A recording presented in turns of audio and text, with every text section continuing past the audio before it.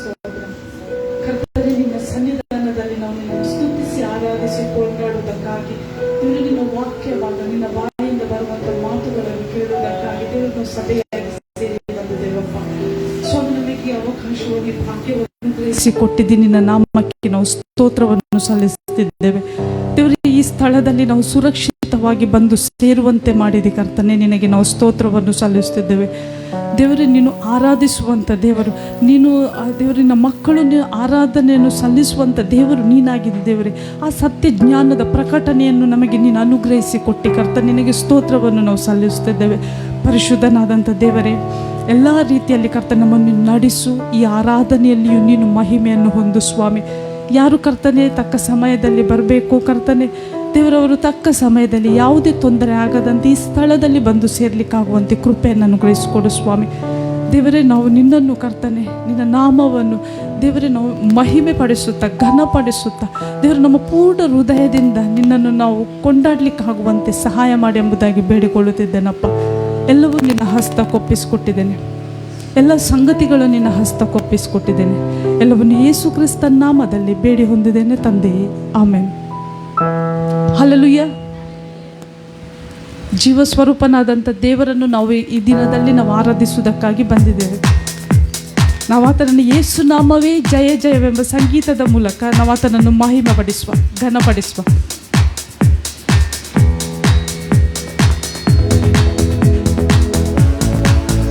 ಚಪ್ಪಾಳೆ ತಟ್ಟುವುದರ ಮೂಲಕ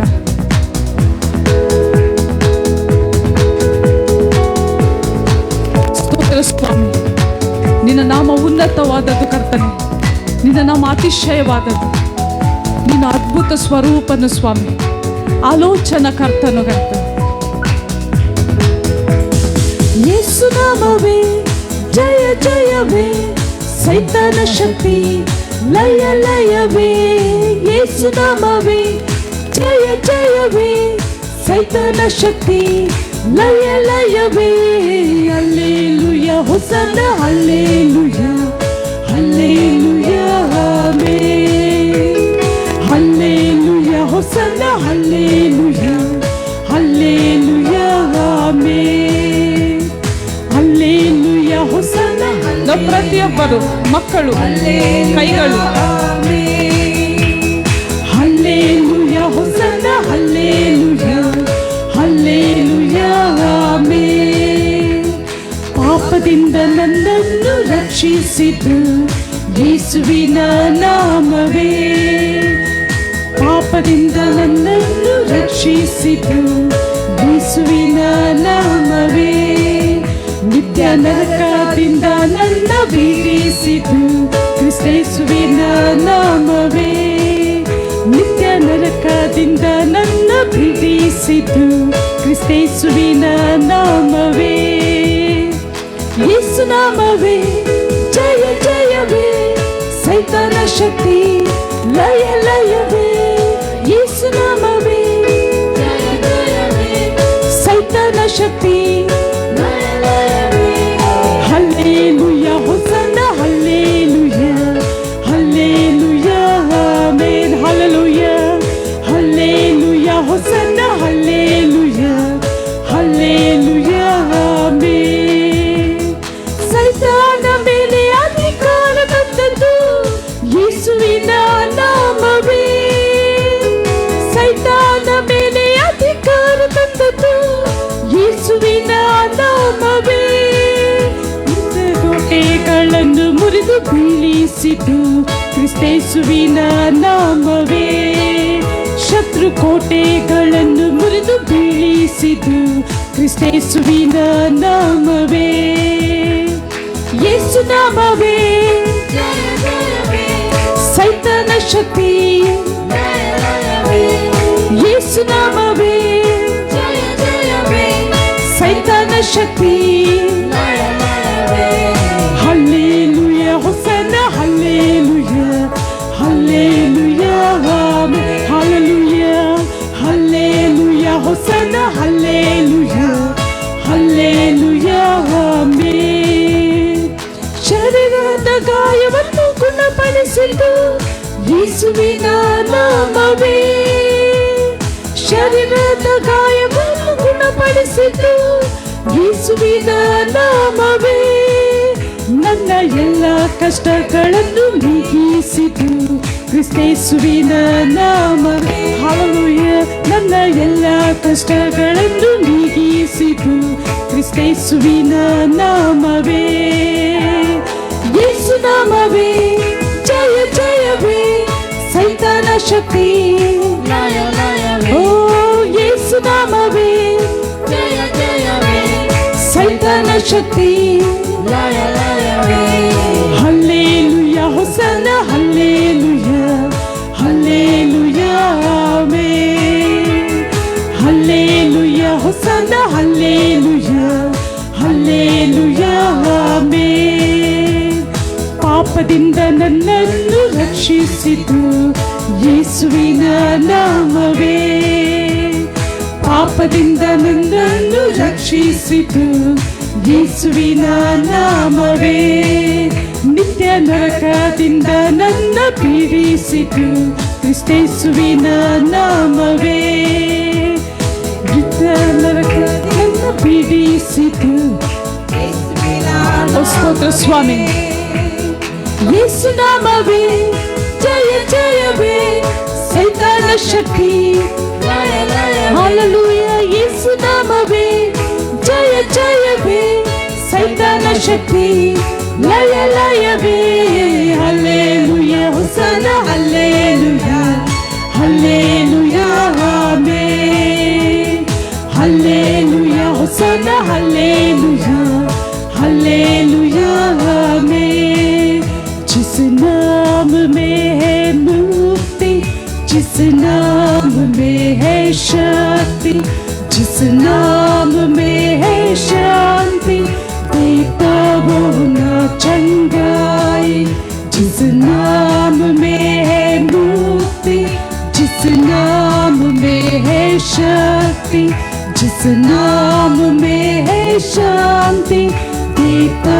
वो ना चंगाई जिस नाम में है जिंदगी यीशु है वो नाम जिस नाम में है बंदगी यीशु है वो नाम यीशु तेरा नाम सबसे ऊंचा है यस लॉर्ड यीशु तेरा नाम सबसे ऊंचा है बीमारी से गरीबी से श्राप से है छुड़ाता वो नाम है जो अंधों को रोशनी भी है देता बीमारी से गरीबी से श्राप से है छुड़ाता वो नाम है जो अंधों को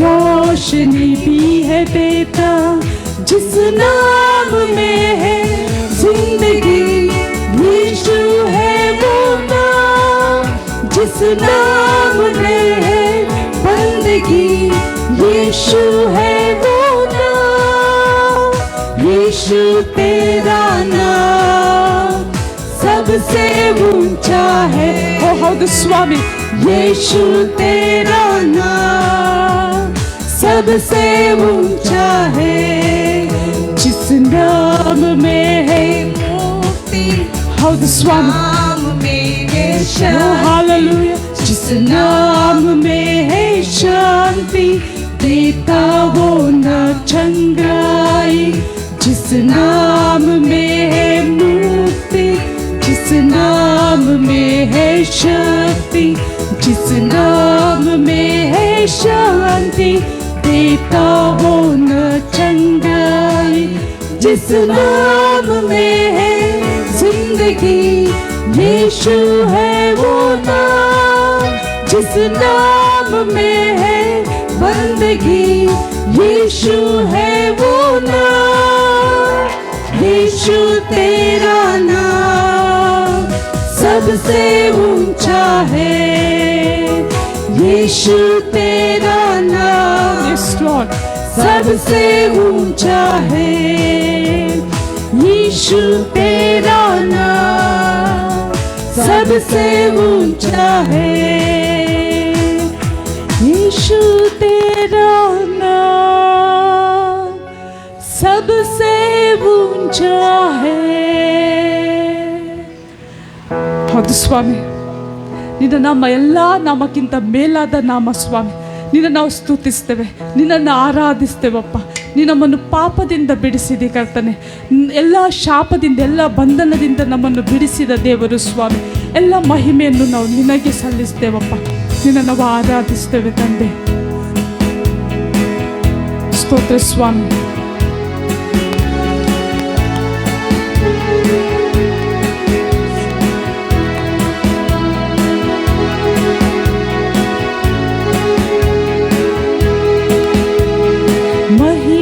ದೇವನಿನೇ ಮಹಾಪರಿಶುದ್ಧ ರಾಜನಿನೇ, ಮಹಿಮೆಯ ದೇವನಿನೇ ಮಹಾಪರಿಶುದ್ಧ ರಾಜನಿನೇ, ಸಿಂಹಾಸನ ಆಸೀನನೇ ಸೈನ್ಯಗಳ ಕರ್ತನೇ, ಸಿಂಹಾಸನ ಆಸೀನನೇ ಸೈನ್ಯಗಳ ಕರ್ತನೇ. ಮಹಿಮೆ ನಿನಗೆ, ಮಹತ್ವ ನಿನಗೆ, ಸ್ತುತಿ ಆರಾಧನೆ ನಿಮಗೆ. ಮಹಿಮೆ ನಿಮಗೆ, ಮಹತ್ವ ನಿಮಗೆ, ಸ್ತುತಿ ಆರಾಧನೆ ನಿಮಗೆ. ಸಾವಿರ ನಾಮ ಉಳ್ಳವನೇ, 10,000ರಲ್ಲಿ ಧ್ವಜ ಪ್ರಾಯನೇ. ಸಾವಿರ ನಾಮ ಉಳ್ಳವನೇ, 10,000ರಲ್ಲಿ ಧ್ವಜ ಪ್ರಾಯನೇ.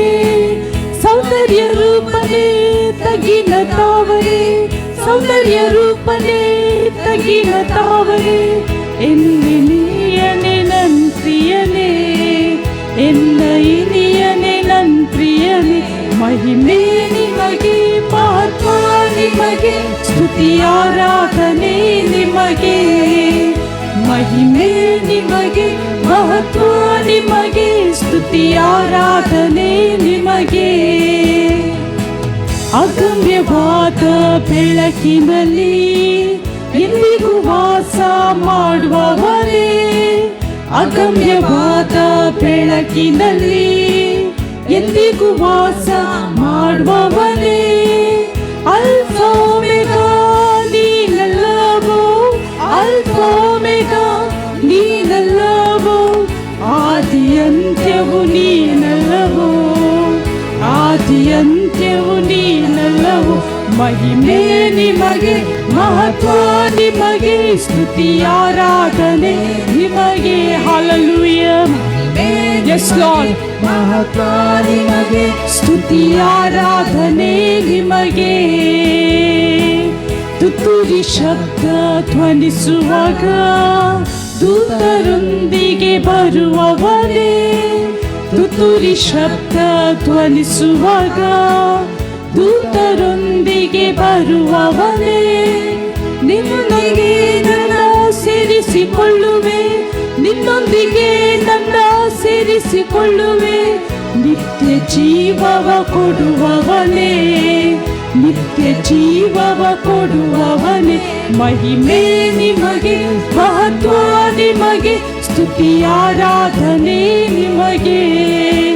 ಮಹಿಮೆ ನಿಮಗೆ, ಮಹತ್ವ ನಿಮಗೆ, ಸ್ತುತಿ ಆರಾಧನೆ ನಿಮಗೆ. ಮಹಿಮೆಯ ದೇವನಿನೇ, ಮಹಾಪರಿಶುದ್ಧ ರಾಜನಿನೇ. ಹೌದು ಸ್ವಾಮಿ, ನಿನ್ನ ನಾವು ಆರಾಧಿಸ್ತೇವೆ ತಂದೆ. ನಿನ್ನ ಆರಾಧನೆಗೆ ಯೋಗ್ಯನಾದಂಥ ದೇವರು ಸ್ವಾಮಿ. ಸಿಂಹಾಸನ ಆಸೀನನೇ ಸೈನ್ಯಗಳ ಕರ್ತನೇ, ಸಿಂಹಾಸನ ಆಸೀನನೇ ಸೈನ್ಯಗಳ ಕರ್ತನೇ. ಎಲ್ಲರೂ ಹೇಳುವ ಮಹಿಮೆ ನಿಮಗೆ, ಮಹತ್ವ ಸ್ವಾಮಿ, ಸ್ತುತಿ ಆರಾಧನೆ ನಿಮಗೆ. ಹಲ್ಲೆಲೂಯಾ. ಮಹಿಮೆ ನಿಮಗೆ, ಮಹತ್ವ ನಿಮಗೆ, ಸ್ತುತಿ ಆರಾಧನೆ ನಿಮಗೆ.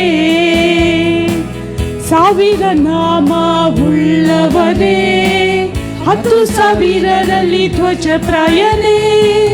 10,000 ನಾಮ ಉಳ್ಳವನೇ, 10,000ರಲ್ಲಿ ಧ್ವಜಪ್ರಾಯನೇ, ಸೌಂದರ್ಯ ರೂಪನೇ ತಗ್ಗಿನ ತಾವರೆ, ಸೌಂದರ್ಯ ರೂಪನೇ ತಗ್ಗಿನ ತಾವರೆ, ಎನ್ನ ಇನಿಯನೇ ನನ್ ಪ್ರಿಯನೇ, ಎನ್ನ ಇನಿಯನೇ ನನ್ ಪ್ರಿಯನೇ. ಮಹಿಮೆ ನಿಮಗೆ, ಮಹತ್ವ ನಿಮಗೆ, ಸ್ತುತಿ ಆರಾಧನೆ ನಿಮಗೆ. ಹಲ್ಲೆಲೂಯಾ. ಮಹಿಮೆ ನಿಮಗೆ, ಮಹತ್ವ ನಿಮಗೆ, ಸ್ತುತಿ ಆರಾಧನೆ ನಿಮಗೆ. ಮಹಿಮೆ ನಿಮಗೆ, ಮಹತ್ವ ನಿಮಗೆ, ಸ್ತುತಿ ಆರಾಧನೆ ನಿಮಗೆ.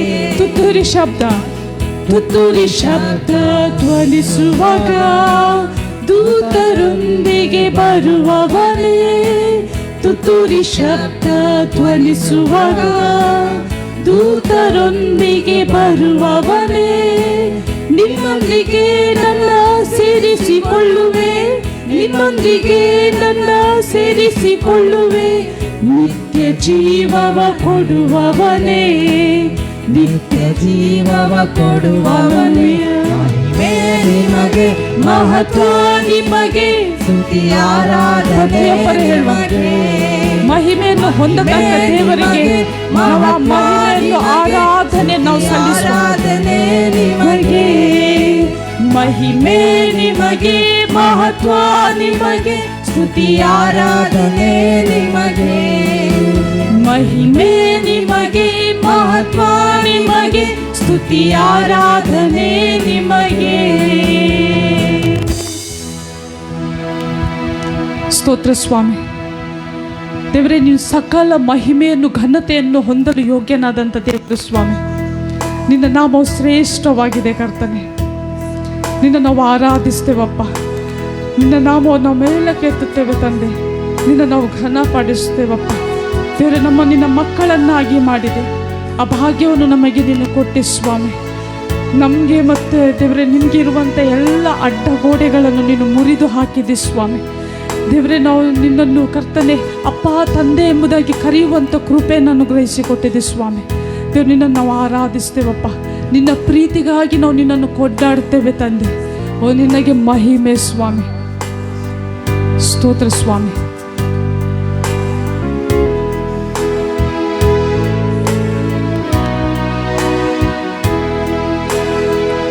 ಮಹಿಮೆಯೇ ಮಹತ್ವವೇ ನಿನ್ನನ್ನೇ ಆರಾಧಿಸುವೆ. ನನ್ನ ಜೀವಿತದಿ ನಿನ್ನ ಕೃಪೆ ನಿನಗಾಗಿ ನಾ ಜೀವಿಸುವೆ. ಮಹಿಮೆಯೇ ಮಹತ್ವವೇ ನಿನ್ನನ್ನೇ ಆರಾಧಿಸುವೆ. ನನ್ನ ಜೀವಿತದಿ ನಿನ್ನ ಕೃಪೆ ನಿನಗಾಗಿ ನಾ ಜೀವಿಸುವೆ. ನಿನಗಾಗಿ ನಾ ಜೀವಿಸುವೆ. ನಿನ್ನ ನಾಮ ಶ್ರೇಷ್ಠವು, ನಿನ್ನ ನಾಮ ಶ್ರೇಷ್ಠವು, ನಿನ್ನ ನಾಮ ಶ್ರೇಷ್ಠವು, ನಿನ್ನ ಹಾಗೆ ಯಾರು ಇಲ್ಲ. ನಿನ್ನ ನಾಮ ಶ್ರೇಷ್ಠವು, ನಿನ್ನ ನಾಮ ಶ್ರೇಷ್ಠವು, ನಿನ್ನ ನಾಮ ಶ್ರೇಷ್ಠವು, ನಿನ್ನ ಹಾಗೆ ಯಾರು ಇಲ್ಲ. ಮಹಿಮೆಯೇ ಮಹತ್ವವೇ ನಿನ್ನನ್ನೇ ಆರಾಧಿಸುವೆ. ನನ್ನ ಜೀವಿತದಿ ನಿನ್ನ ಕೃಪೆ ನಿನಗಾಗಿ ನಾ ಜೀವಿಸುವೆ. ನಿನಗಾಗಿ ನಾ ಜೀವಿಸುವೆ. ನಿನ್ನ ಪ್ರೀತಿ ಶ್ರೇಷ್ಠವು, ನಿನ್ನ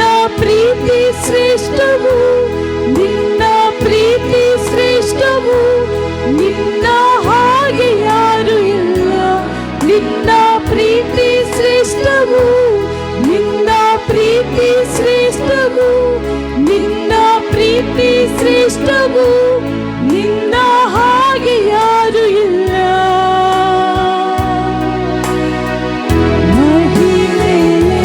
ಹೌದು ಸ್ವಾಮಿ, ನಿನಗೆ ನಾವು ಆರಾಧನೆ ಸಲ್ಲಿಸ್ತೇವಪ್ಪ.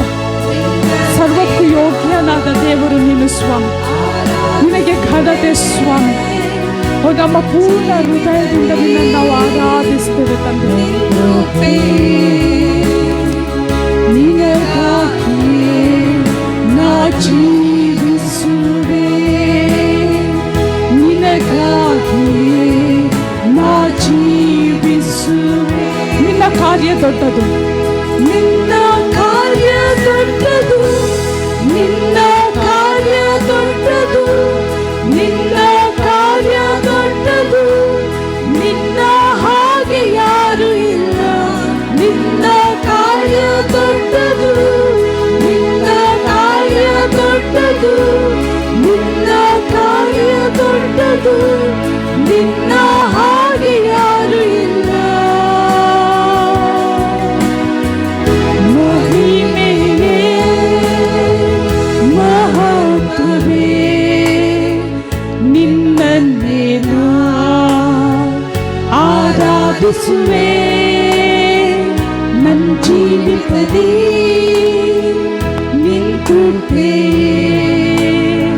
ನಿನಗಾಗಿ ನಾ ಜೀವಿಸುವೆ, ನಿನಗಾಗಿ ನಾ ಜೀವಿಸುವೆ, ನಿನಗಾಗಿ ನಾ ಜೀವಿಸುವೆ. ಸ್ತೋತ್ರ ಸ್ವಾಮಿ, ನಿನಗೆ ಆರಾಧನೆ ಸ್ವಾಮಿ. ನಿನ್ನ ನಾವು ಸ್ತುತಿಸ್ತೇವಪ್ಪ. ನೀನೊಬ್ಬನೇ ಯೋಗ್ಯನಾದಂಥ ದೇವರು ಸ್ವಾಮಿ. ನಿನ್ನ ಹಾಗೆ ಒಳ್ಳೆಯದನ್ನು ಮಾಡುವವರು ಯಾರೂ ಇಲ್ಲ ಸ್ವಾಮಿ. ಒಳ್ಳೆಯ ಕಾರ್ಯಗಳನ್ನು ಮಾಡುವವರು ಯಾರೂ ಇಲ್ಲ ಸ್ವಾಮಿ. ನೀನೊಬ್ಬನೇ ಯೋಗ್ಯನಾದಂಥ ದೇವರು ಸ್ವಾಮಿ. ನಿನ್ನ ಮಹಿಮೆಗೆ ಘನತೆಗೆ ಯೋಗ್ಯನಾದಂಥ ದೇವರು ಸ್ವಾಮಿ. ನಿನ್ನ ನಾಮವನ್ನು ನಾವು ಆರಾಧಿಸ್ತೇವಪ್ಪ. ನಿನ್ನ ನಾಮವನ್ನು ನಾವು ಮಹಿಮೆ ಪಡಿಸ್ತೇವೆ ತಂದೆ. ನಿನಗೆ ಸ್ತೋತ್ರ ಅಪ್ಪ, ನಿನಗೆ ಸ್ತೋತ್ರ ತಂದೆ. ನಿನಗೆ ಆರಾಧನೆ ಸ್ವಾಮಿ. ನೀನು ಶ್ರೇಷ್ಠನಾದಂಥ ದೇವರು ಸ್ವಾಮಿ.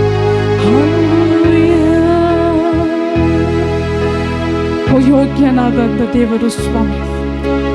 ನಮಗೋಸ್ಕರ ನಿನ್ನ ರಕ್ತವನ್ನು ಸುರಿಸಿದಂಥ ದೇವರು. ಪ್ರತಿಯೊಬ್ಬರನ್ನು ಆತನನ್ನೇ ದೃಷ್ಟಿಸ್ತಾನೆ. ನಮಗೋಸ್ಕರ ನಿನ್ನ ಕಾರ್ಯಗಳನ್ನು ಮಾಡಿದಂಥ ದೇವರು.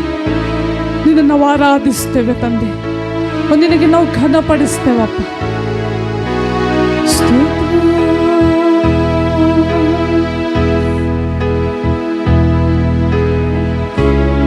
ಸ್ತೋತ್ರ ತಂದೆ. ಮಹಿಮೆಯ ದೇವರ ನಿನಗೆ ಸ್ತೋತ್ರಪ್ಪ.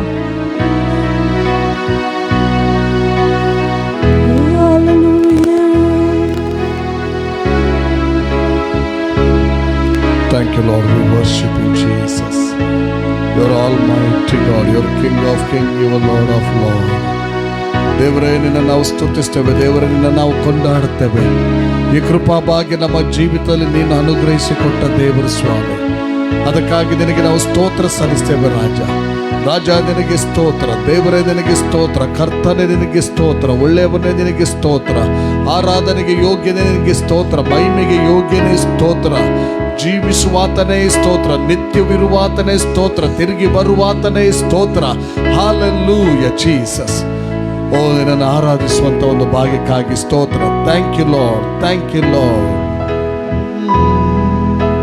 ಸ್ತುತಿಸುವೆ ನಾನು, ಭಜಿಸುವೆ ನಾನು, ನಮಿಸುವೆ ನಾನು ನಿನ್ನನ್ನೇ. ಸ್ತುತಿಸುವೆ ನಾನು, ಭಜಿಸುವೆ ನಾನು, ನಮಿಸುವೆ ನಾನು ನಿನ್ನನ್ನೇ. ಇನ್ನೊಮ್ಮೆ ಸ್ತುತಿಸುವೆ ನಾನು, ಸ್ತುತಿಸುವೆ ನಾನು, ಭಜಿಸುವೆ ನಾನು, ನಮಿಸುವೆ ನಾನು ನಿನ್ನನ್ನೇ.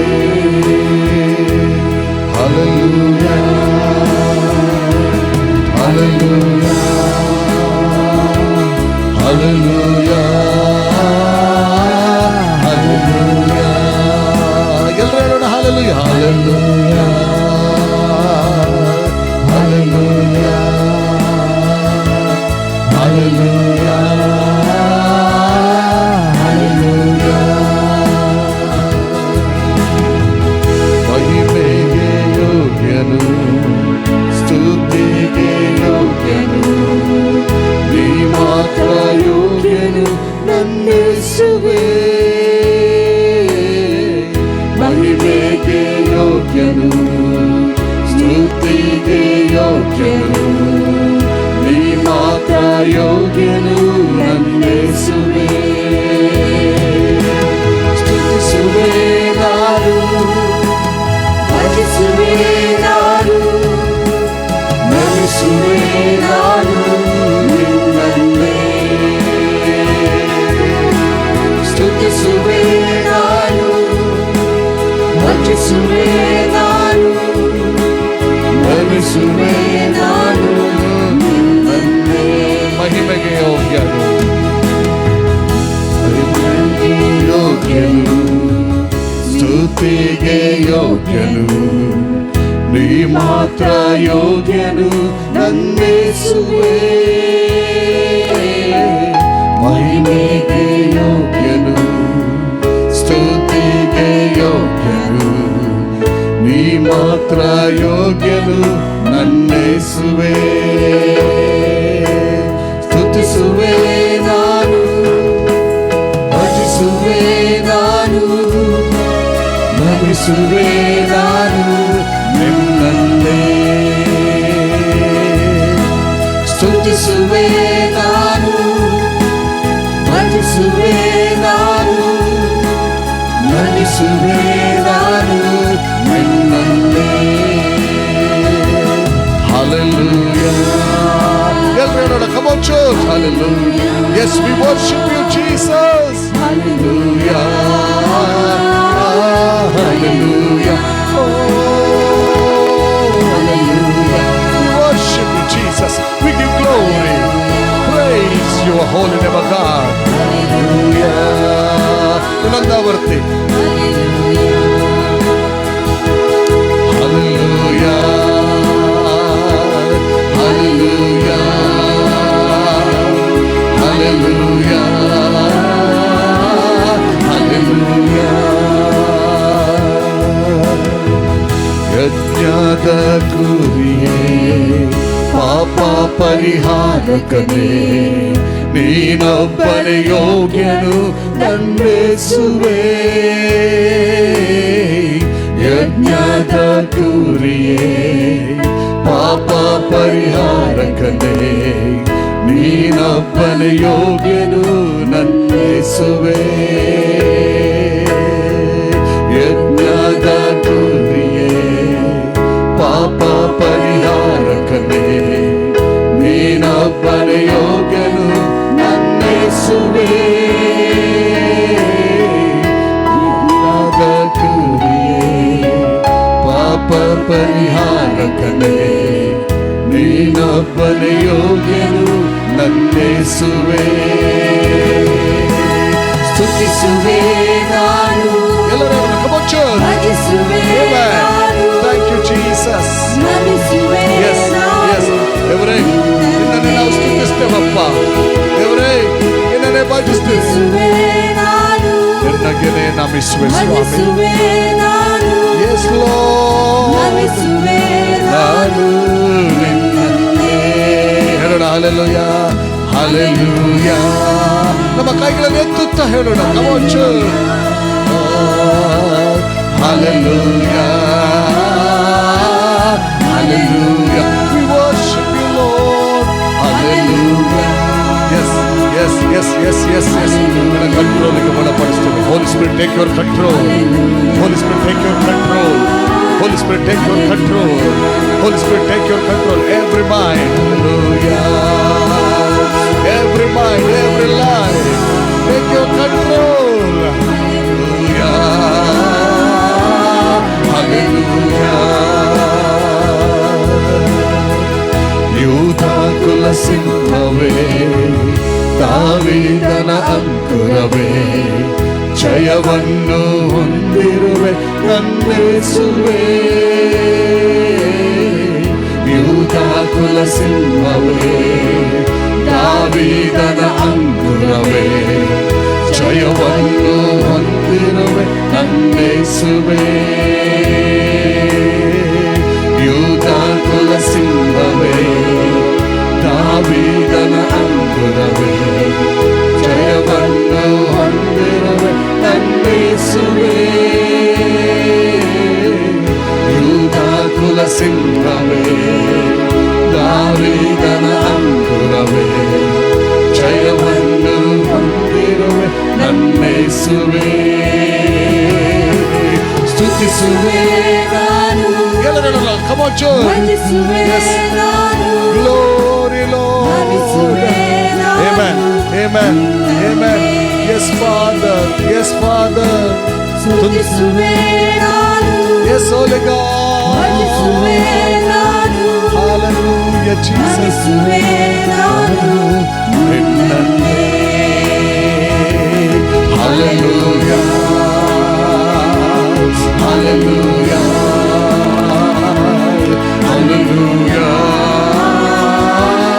Hallelujah. Hallelujah. ಎಲ್ಲ ಕೈಗಳು ಪರಲೋಕದ ಕಡೆಗೆ ಎತ್ತಲ್ಪಡಲಿ. Yes, thank you Holy Spirit. Thank you Holy God.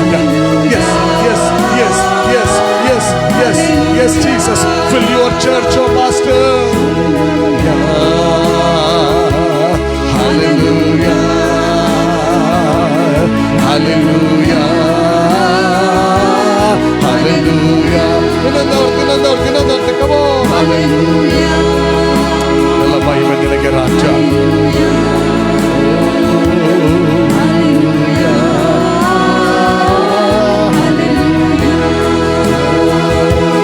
Hallelujah.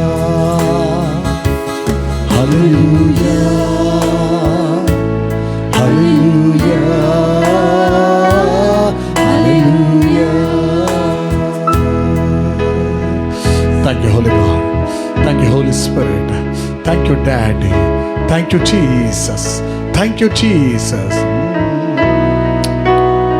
Thank you, Lord. Thank you, Lord. ಎಲ್ಲ ಘನತೆ ಮಾನ ಮಹಿಮೆ ನಿನಗೆ ಸಲ್ಲಿಸ್ತೀನಿ ಯೇಸು ನಾಮದಲ್ಲಿ ತಂದೆ. ಆಮೆನ್. ಆಮೆನ್. ಕಣ್ಣೀರಿ ನಿಂದ ಬರಲು ಕಣ್ಣೀರಲ್ಲ ಒರೆಸುವ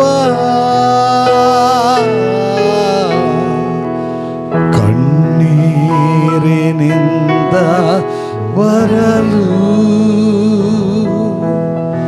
ಕಣ್ಣೀರೆಲ್ಲ ಒರೆಸುವ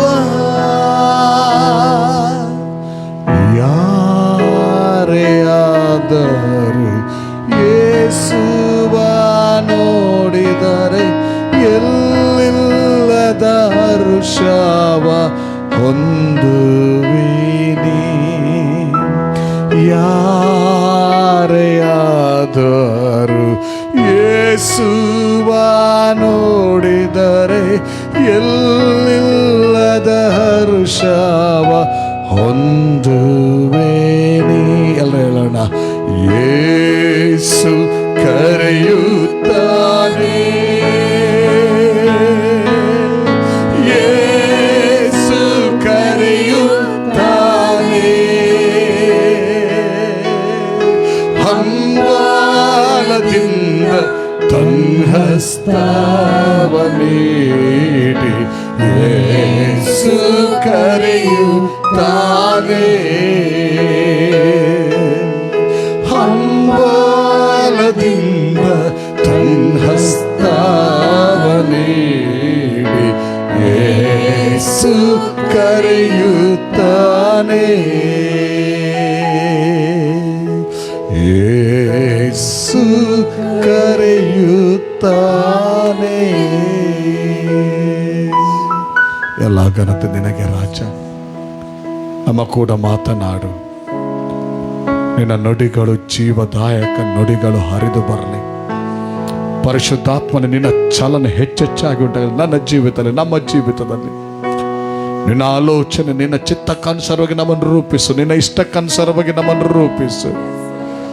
ಕರ್ತ, ನಿನ್ನ ವಾಕ್ಯದ ಆಧಾರದಲ್ಲಿ ನಾವು ತಿಳ್ಕೊಳ್ತೇವೆ, ಕ್ರಿಸ್ತನಲ್ಲಿ ನೂತನ ಸೃಷ್ಟಿಯಾದಂಥ ನಾವು, ಕ್ರಿಸ್ತನಲ್ಲಿ ಜೀವಿಸುವಂತ ನಾವು ಇನ್ನು ನಮಗಾಗಿ ಜೀವಿಸದೆ, ನಮ್ಮ ಆಲೋಚನೆಗೋಸ್ಕರ ಜೀವಿಸದೆ, ನಿನ್ನ ಆಲೋಚನೆಯಲ್ಲಿ ಜೀವಿಸಬೇಕು. ನಮ್ಮ ಇಚ್ಛೆಗಾಗಿ ಜೀವಿಸದೆ, ನಿನ್ನ ಇಚ್ಛೆಗೋಸ್ಕರ ಜೀವಿಸಬೇಕು. ನಮ್ಮನ್ನು ನಾವು ಮಹಿಮೆ ಪಡಿಸಿಕೊಳ್ಳುವುದಕ್ಕಾಗಿ ಜೀವಿಸದೆ, ನಿನ್ನನ್ನು ಮಹಿಮೆ ಪಡಿಸಿಕೊಳ್ಳಬಹುದಕ್ಕಾಗಿ ಜೀವಿಸಬೇಕೆಂಬುದಾಗಿ. Help us Holy Spirit, Holy Spirit help us, help us. ಬಲಹೀನ ಶರೀರದಲ್ಲಿ, ಶಾರೀರಿಕ ಜೀವಿತದಲ್ಲಿ ಬಲಹೀನತೆಗಳಲ್ಲಿ ತುಂಬಲ್ಪಟ್ಟಿರುವಾಗ ನೀನೇ ನಮ್ಮ ಬಲವು ಸ್ವಾಮಿ, ನೀನೇ ನಮ್ಮ ಬಲವು ದೇವರೇ. ನೀನೇ ನಮಗೆ ಸಹಾಯಕನು, ನೀನೇ ನಮ್ಮ ಕಂಫರ್ಟರ್, ಆದರಕನು ನೀನೇ ಸ್ವಾಮಿ. ಮಾತನಾಡು ರಾಜ, ಮಾನ ಮಹಿಮೆ ನನಗೆ ಸಲ್ಲಿಸ್ತೇವೆ. ನೀನೊಬ್ಬನೇ ಮಹಿಮೆ ಹೊಂದತಕ್ಕ ದೇವರು ಸ್ವಾಮಿ, ನಿನಗೇನೇ ಮಾನ ಮಹಿಮೆ. Jesus name Lord, amen, amen, amen. Hallelujah. ಸಭೆಯಾಗಿ ಸೇರಿ ಬರಲು ಒಂದು ಕೃಪಾವಕಾಶವನ್ನು ದೇವರು ನಮ್ಮ ಜೀವಿತಕ್ಕೆ ಏನು ಮಾಡಿದ್ದಾನೆ, ಹೌದಾ ಅಲ್ವಾ? ಹಲೋ, ಎಲ್ಲರೂ ಇಲ್ಲಿದ್ದೀರಾ? Good morning everyone. Hello, good morning. Hello, good morning. Very good morning. Good. ಒಬ್ಬರ ಜೀವಿತದಲ್ಲಿ ಮಾತ್ರ ವೆರಿ ಗುಡ್ ಮಾರ್ನಿಂಗಾ? ಎಲ್ಲರ ಜೀವಿತದಲ್ಲಿ very good morning. Hallelujah, hallelujah. ಕಳೆದ ವಾರದಲ್ಲಿ ಹೇಳಿದಾಗೆ ಸಭೆಯಾಗಿ ಕೂಡಿ ಬರುವುದು ಅದು ನನ್ನ ನಿಮ್ಮ ಸಂಕಲ್ಪ ಅಲ್ಲ. ಸಭೆಯಾಗಿ ಸೇರಿ ಬರೋದು ನಮ್ಮ ನಿಮ್ಮ ಚಿತ್ತ ಅಲ್ಲ, ಅದು ದೇವರ ಚಿತ್ತ, ದೇವರ ಪ್ಲ್ಯಾನ್. ಆದ್ದರಿಂದ ಸಭೆಯಾಗಿ ಕೂಡಿ ಬರಲೇಬೇಕೆಂಬುದಾಗಿ ದೇವರ ವಾಕ್ಯ ನಮಗೆ ಪ್ರಬೋಧಿಸ್ತದೆ. ಹಲ್ಲೆಲೂಯಾ. ಸಭೆಯಾಗಿ ಸೇರಿ ಬರುವಾಗ ನಾವು ದೇವರ ಚಿತ್ತದಲ್ಲಿ ಇದ್ದೇವೆ ಎಂಬುದಾಗಿ ಅದು ತೋರಿಸ್ತದೆ. ಹಲ್ಲೆಲೂಯಾ. ಮತ್ತು ಸಭೆಯಾಗಿ ಸೇರಿ ಬರುವಾಗ ನಾವು ಬಂದ ಹಾಗೆ ಏನಾಗೋದಿಲ್ಲ, ಹಿಂತಿರುಗಿ ಹೋಗೋದಿಲ್ಲ. ದೇವರ ಆಶೀರ್ವಾದದ ಮೇಲೆ ಆಶೀರ್ವಾದಗಳನ್ನು ಪಡ್ಕೊಂಡೇ ಹೋಗ್ತೇವೆ. ಹಲ್ಲೆಲೂಯಾ. ದೇವರ ಬಲದಿಂದ ಬಲವನ್ನು ಪಡ್ಕೊಂಡೇ ನಾವು ಹೋಗ್ತೇವೆ. ದೇವರಿಂದ ಜ್ಞಾನವನ್ನು ಪಡ್ಕೊಂಡೇ ಹೋಗ್ತೇವೆ. Hallelujah, hallelujah. ಇದೆಲ್ಲ ದೇವರ ಪ್ಲ್ಯಾನ್ ಮತ್ತು ದೇವರ ಪ್ರೀತಿಯೇ ಇದಕ್ಕೆ ಕಾರಣ. Hallelujah, hallelujah, hallelujah. ಯಾರಾದರೂ ಹೇಳಲಿಕ್ಕೆ ಸಾಧ್ಯ ಉಂಟಾ, ನಾನು ಸಭೆಯಾಗಿ ಹೋಗಿ ಸೇರಿದ್ರಿಂದ ಹಾಳಾಗಿ ಹೋದೆ, ನಾನು ಕ್ರಿಸ್ತನ ಸಭೆಯಾಗಿ, ಕ್ರಿಸ್ತನ ಸಭೆ ನಾನು ಸಭೆಯಾಗಿ ಸೇರಿ ಬಂದದ್ರಿಂದ ನನ್ನ ಲೈಫ್ ಹಾಳಾಯ್ತು ಅಂತ ಯಾರು ಹೇಳಲಿಕ್ಕೆ ಆಗೋದಿಲ್ಲ. ಯಾಕಂದರೆ ಸಭೆಯಾಗಿ ಸೇರಿ ಬಂದು ಆತನಿಗೆ ನಮ್ಮ ಜೀವಿತದಲ್ಲಿ ಪ್ರಾಧಾನ್ಯತೆ ಕೊಟ್ಟು ಆತನ ನುಡಿಗಳನ್ನು ನಾವು ಮೆಡಿಟೇಟ್ ಮಾಡುವಾಗ ಅದು ಜೀವದಾಯಕ ವರ್ಡ್ ಆಗಿದೆ. ಹಲ್ಲೆಲೂಯಾ. ಜೀವದಾಯಕ ನುಡಿಗಳಾಗಿದೆ. ಹಲ್ಲೆಲೂಯಾ. ಕೆಲವು ನ್ಯೂಸ್ ವರ್ಡ್ಗಳೆಲ್ಲ ಇರ್ತದೆ, ನ್ಯೂಸ್ನ ಮಾತುಗಳು, ನುಡಿಗಳು. ಅದು ಒಂದು ಕ್ಷಣ ಬರ್ತದೆ ಮತ್ತೆ ಹೋಗಿಬಿಡ್ತದೆ, ಎಲ್ಲಿ ಹೋಗ್ತದೆ ಅಂತ ಗೊತ್ತಿಲ್ಲ. ಆದರೆ ದೇವರ ವಾಕ್ಯ ಎಷ್ಟೋ ಸಾವಿರಾರು ವರ್ಷಗಳ ವಿಷಯಗಳು ಇದರಲ್ಲಿದೆ ಮತ್ತು ಎಷ್ಟೋ ಸಾವಿರಾರು ವರ್ಷಗಳ ಹಿಂದೆ ದೇವರು ನುಡಿದಂಥ ಸಂಗತಿ ಇವತ್ತೂ ಅದು ದಿನೇ ದಿನೇ ಮಾನವ ಜೀವಿತವನ್ನು ಒತ್ತಾಯಪಡಿಸ್ತಾ ಇರ್ತದೆ. ಹಲ್ಲೆಲೂಯಾ. ಯಾಕಂದರೆ ದೇವರ ವಾಕ್ಯದಲ್ಲಿ ಜೀವ ಇದೆ, ದೇವರ ವಾಕ್ಯದಲ್ಲಿ ಜೀವ ಲೈಫ್ ಇದೆ. ಅದು ಜೀವವನ್ನು ಉತ್ಪತ್ತಿ ಮಾಡುವಂಥ ಶಕ್ತಿ ಉಳ್ಳದ್ದಾಗಿದೆ. ಹಲ್ಲೆಲೂಯಾ. ಎಲ್ಲಿ ಗಾಡ್ಸ್ ವರ್ಡ್ ಇದೆಯೋ, ಎಲ್ಲಿ ದೇವರ ವಾಕ್ಯ ನೆಲೆಗೊಂಡಿರ್ತದೋ ಅಲ್ಲಿ ದೇವರ ಜೀವ ಫಲಿಸ್ತಾ ಇರ್ತದೆ. ಹಲ್ಲೆಲೂಯಾ. ಎಲ್ಲಿ ನೆಲೆಗೊಳ್ತಾ ಇಲ್ವೋ ಅಲ್ಲಿ ಮರಣದ ಅಥವಾ ಕತ್ತಲೆಗೆ ಸಂಬಂಧಪಟ್ಟಂಥ ಸಂಗತಿಗಳು ಮರುಕಳಿಸ್ತಾ ಇರ್ತದೆ. ಆದರೆ ದೇವರಿಗೆ ಸ್ತೋತ್ರ, ಕ್ರಿಸ್ತನಲ್ಲಿ ನನ್ನನ್ನು ನಿಮ್ಮನ್ನು ಆರಿಸಿಕೊಂಡು ಆತನ ನುಡಿಗಳಲ್ಲಿ ನಾವು ನೆಲೆಗೊಳ್ಳಬೇಕೆಂಬುದಕ್ಕಾಗಿ ಆತನು ಇಚ್ಛೆಪಟ್ಟು ನಮ್ಮನ್ನೆಲ್ಲರನ್ನು ಸಭೆಯಾಗಿ ಸೇರಿಸ್ತಾ ಇದ್ದಾನೆ. ಯಾಕೆಂದರೆ ಹಲ್ಲೆಲೂಯಾ, ಹಲ್ಲೆಲೂಯಾ, ನಮ್ಮಲ್ಲಿ ಜೀವ ಇರಬೇಕಂತಲೂ ಮತ್ತು ಆ ಜೀವ ಸಮೃದ್ಧಿಯಾಗಿರ್ಬೇಕಂತಲೂ ನನ್ನ ಸ್ವಾಮಿ ಬಯಸುವವನಾಗಿದ್ದಾನೆ. Hallelujah, hallelujah. ಆದ್ದರಿಂದ ದೇವರ ಬಳಿಗೆ ಬರುವಂಥದ್ದು, ದೇವರ ಸನ್ನಿಧಾನದಲ್ಲಿ ಸಮಯ ಕಳೆಯುವಂಥದ್ದು ಅದು ವ್ಯರ್ಥವಾದ ಸಮಯಗಳಲ್ಲ, ಅದು ಪ್ರತಿಫಲವನ್ನು ಪಡೆದುಕೊಳ್ಳುವಂಥ ಸಮಯವಾಗಿದೆ. ಅದು ದೇವರಿಂದ ಆಶೀರ್ವಾದವನ್ನು ಪಡೆದುಕೊಳ್ಳುವಂಥ ಸಮಯವಾಗಿದೆ. ಹಲ್ಲೆಲೂಯಾ. ನಾವು ಆಶೀರ್ವಾದ ಹೊಂದೋದು ಮಾತ್ರ ಅಲ್ಲ, ಅಬ್ರಹಾಮನಾಗೆ ಅನೇಕರಿಗೆ ಆಶೀರ್ವಾದದ ನಿಧಿಗಳಾಗುವಂತೆ ಮಾಡುವಂಥ ಸಮಯವಾಗಿದೆ. ಹಲ್ಲೆಲೂಯಾ. ಯಾವಾಗ ಅಬ್ರಹಾಮನು ದೇವರ ಸ್ವರಕ್ಕೆ ಕಿವಿ ಕೊಟ್ಟು ಬಂದನೋ, ಹಲ್ಲೆಲೂಯಾ, ದೇವರ ಸ್ವರದಲ್ಲೇ ಮುಂದುವರೆದ್ನೋ, ಎಂಥ ಆಶೀರ್ವಾದವನ್ನು ಹೊಂದಿದ ನೋಡ್ರಿ. ಹಲ್ಲೆಲೂಯಾ. ಅಷ್ಟು ಮಾತ್ರ ಅಲ್ಲ, ಅವನೇ ಒಂದು ಆಶೀರ್ವಾದದ ಚಾನಲ್ ಆಗಿ ಮಾರ್ಪಟ್ಟ. ಅವನೇ ಒಂದು ಆಶೀರ್ವಾದದ ಚಾನಲ್ ಆಗಿ ಮಾರ್ಪಟ್ಟ. ಹಲ್ಲೆಲೂಯಾ.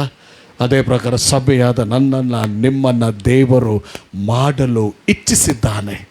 ನಾನು ನೀನು ಬ್ಲೆಸ್ಡ್ ಆಗಬೇಕು, ನಾನು ನೀನು ಕ್ರಿಸ್ತನಲ್ಲಿ ಆಶೀರ್ವದಿಸಲ್ಪಟ್ಟು ಅನೇಕ ಜನರಿಗೆ ಆಶೀರ್ವಾದದ ಒಂದು ಚಾನಲ್ ಆಗಬೇಕೆಂಬುದಾಗಿ ಸ್ವಾಮಿ ಇಷ್ಟಪಟ್ಟಿದ್ದಾನೆ. ಆದರೆ ನನಗೆ ನಿನಗೆ ಇಷ್ಟ ಉಂಟ? Hallelujah, hallelujah, hallelujah. ಅನೇಕ ಜನರಿಗೆ ಆಶೀರ್ವಾದವಾಗೋದು ಅಥವಾ ಅನೇಕ ಜನರಿಗೆ ಶಾಪವಾಗೋದು ಅದು ನಮ್ಮ ಇಷ್ಟದ ಮೇಲೆ ದೇವರು ಬಿಟ್ಟಿದ್ದಾನೆ. ದೇವರು ಮನುಷ್ಯರಿಗೆ ಒಂದು ವಿಲ್ ಪವರ್ ಕೊಟ್ಟಿದ್ದಾನೆ. ಯಾವುದನ್ನು ತೀರ್ಮಾನಿಸಬಹುದು, ಯಾವುದನ್ನು ರಿಜೆಕ್ಟ್ ಮಾಡ್ಬೋದು, ಯಾವುದನ್ನು ಸ್ವೀಕರಿಸಬಹುದು. ಹಲ್ಲೆಲೂಯಾ. ದೇವರೊಂದು ಮಾರ್ಗವನ್ನು ಕ್ರಿಸ್ತನಲ್ಲಿ ಏರ್ಪಡಿಸಿ ಆಗಿದೆ, ಬ್ಲೆಸ್ಸಿಂಗ್ನ ವೇ. ಮತ್ತು ಅನೇಕರಿಗೆ ನಾವು ಆಶೀರ್ವಾದದ ನಿಧಿಯಾಗುವಂಥ ಒಂದು ವೇ ಓಪನ್ ಮಾಡಿದ್ದಾನೆ. ಆದರೆ ಅದರಲ್ಲಿ ಸ್ಥಿರವಾಗಿ ನಿಲ್ಲುವಂಥದ್ದು, ಅದನ್ನು ತಿರಸ್ಕರಿಸುವಂಥದ್ದು ಅದು ನಮ್ಮ ಮೇಲೆ ಇರುವಂಥದ್ದು.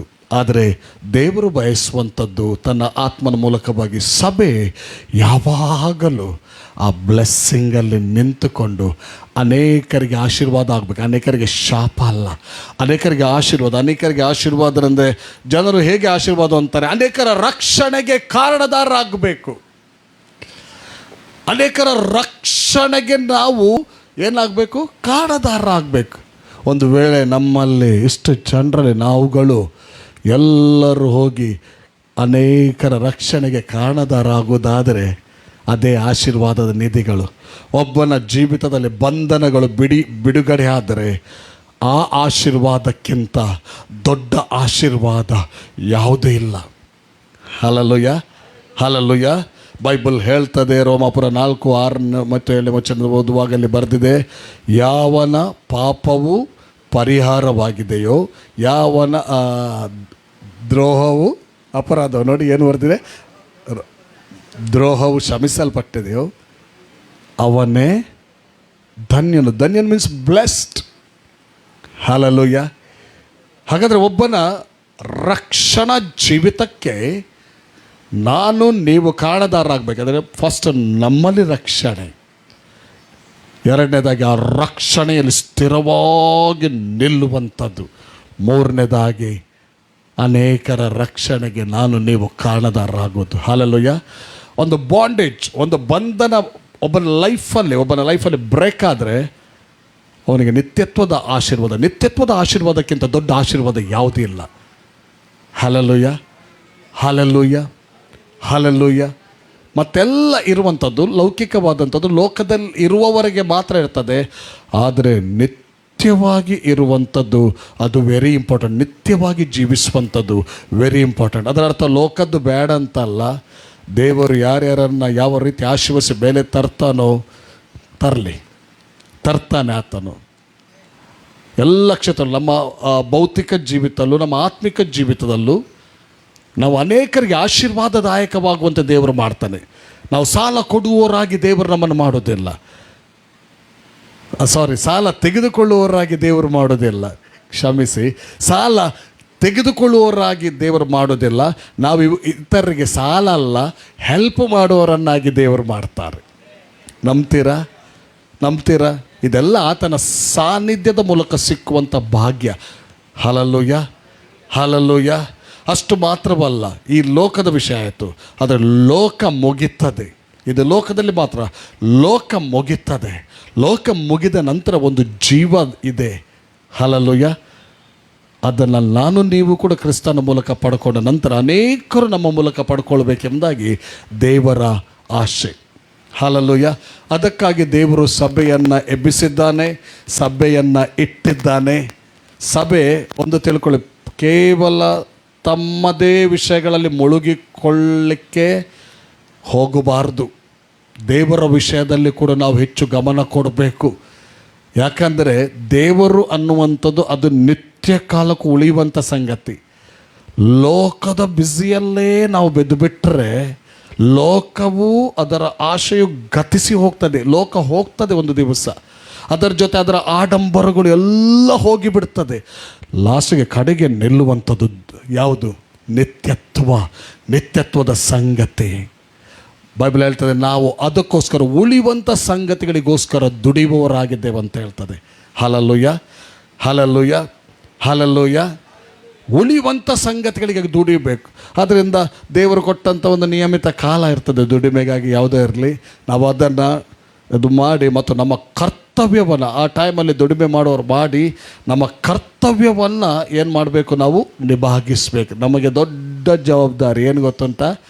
ಅನೇಕರಿಗೆ ಆಶೀರ್ವಾದ ನಿಧಿ ಆಗುವಂಥ ಜವಾಬ್ದಾರಿ, ಸಭೆಯಾಗಿ ಸೇರುವಂಥ ಒಂದು ಜವಾಬ್ದಾರಿ, ದೇವರ ಆಶೀರ್ವಾದ ಪಡೆದುಕೊಂಡು ಅನೇಕರಿಗೆ ಆಶೀರ್ವಾದ ನಿಧಿಗಳಾಗುವಂಥ ಒಂದು ಜವಾಬ್ದಾರಿ ದೇವರಿಂದ ಕೊಡಲ್ಪಟ್ಟಿದೆ. Hallelujah, hallelujah, hallelujah, hallelujah. ಆದ್ದರಿಂದ ನಮ್ಮ ಜೀವಿತದಲ್ಲಿ ದೇವರಿಗೆ ಕೊಡತಕ್ಕ ಸಮಯವನ್ನು ಯಾವುದಕ್ಕೂ ಕೊಡೋದು ಹೋಗಬಾರ್ದು. ಅದರಲ್ಲಿ ಇರುವಂಥ ಬ್ಲೆಸ್ಸಿಂಗ್ ನೋಡಿ, ದೇವರಿಗೆ ಕೊಡುವ ಸಮಯ ದೇವರಿಗೇ ಕೊಡಬೇಕು. ದೇವರಿಗೆ ಕೊಡುವಂಥ ಸ್ಥಾನ ದೇವರಿಗೇ ಕೊಡಬೇಕು.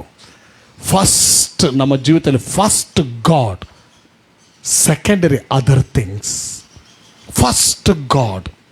Hallelujah, hallelujah, hallelujah, hallelujah. ನನಗೆ ನಂಬಿಕೆ ಇದೆ ಈ ಸಭೆ ಪ್ರಥಮತವಾಗಿ ದೇವರಿಗೆ ಸ್ಥಾನ ಕೊಟ್ಟ ಸಭೆ ಮತ್ತು ಮುಂದಿನ ದಿನಗಳಲ್ಲಿ ಅದೇ ರೀತಿಯಲ್ಲಿ ಮುಂದೆ ಒರಿತದೆ ಎಂಬುದಾಗಿ ನನಗೆ ನಂಬಿಕೆ ಇದೆ. ಹಲ್ಲೆಲೂಯಾ. ಯಾಕಂದರೆ ಅದರ ಹಿಂದೆ ಅನೇಕ ಭಕ್ತಾದಿಗಳ, ಅನೇಕ ಸೇವಕರ ಪ್ರಾರ್ಥನೆ ಕೂಡ ಇದೆ. ಪ್ರಾರ್ಥನೆ ಎಂದಿಗೂ ಕೂಡ ಏನಾಗೋದಿಲ್ಲ, ಬಿದ್ದು ಹೋಗುವುದೇ ಇಲ್ಲ. ಓಕೆ, ದೇವರು ಇವತ್ತು ನನ್ನ ಹೃದಯಕ್ಕೆ ಕೊಟ್ಟಂಥ ಒಂದು ನುಡಿಗಳನ್ನು ನಾನು ಹೇಳ್ತೇನೆ. ಹಲ್ಲೆಲೂಯಾ. ಫಿಲಿಪ್ಪಿಯವರಿಗೆ ಬರೆದ ಪತ್ರಿಕೆ 4ನೇ ಅಧ್ಯಾಯದಲ್ಲಿ 6ನೇ ವಚನ. ಫಿಲಿಪ್ಪಿ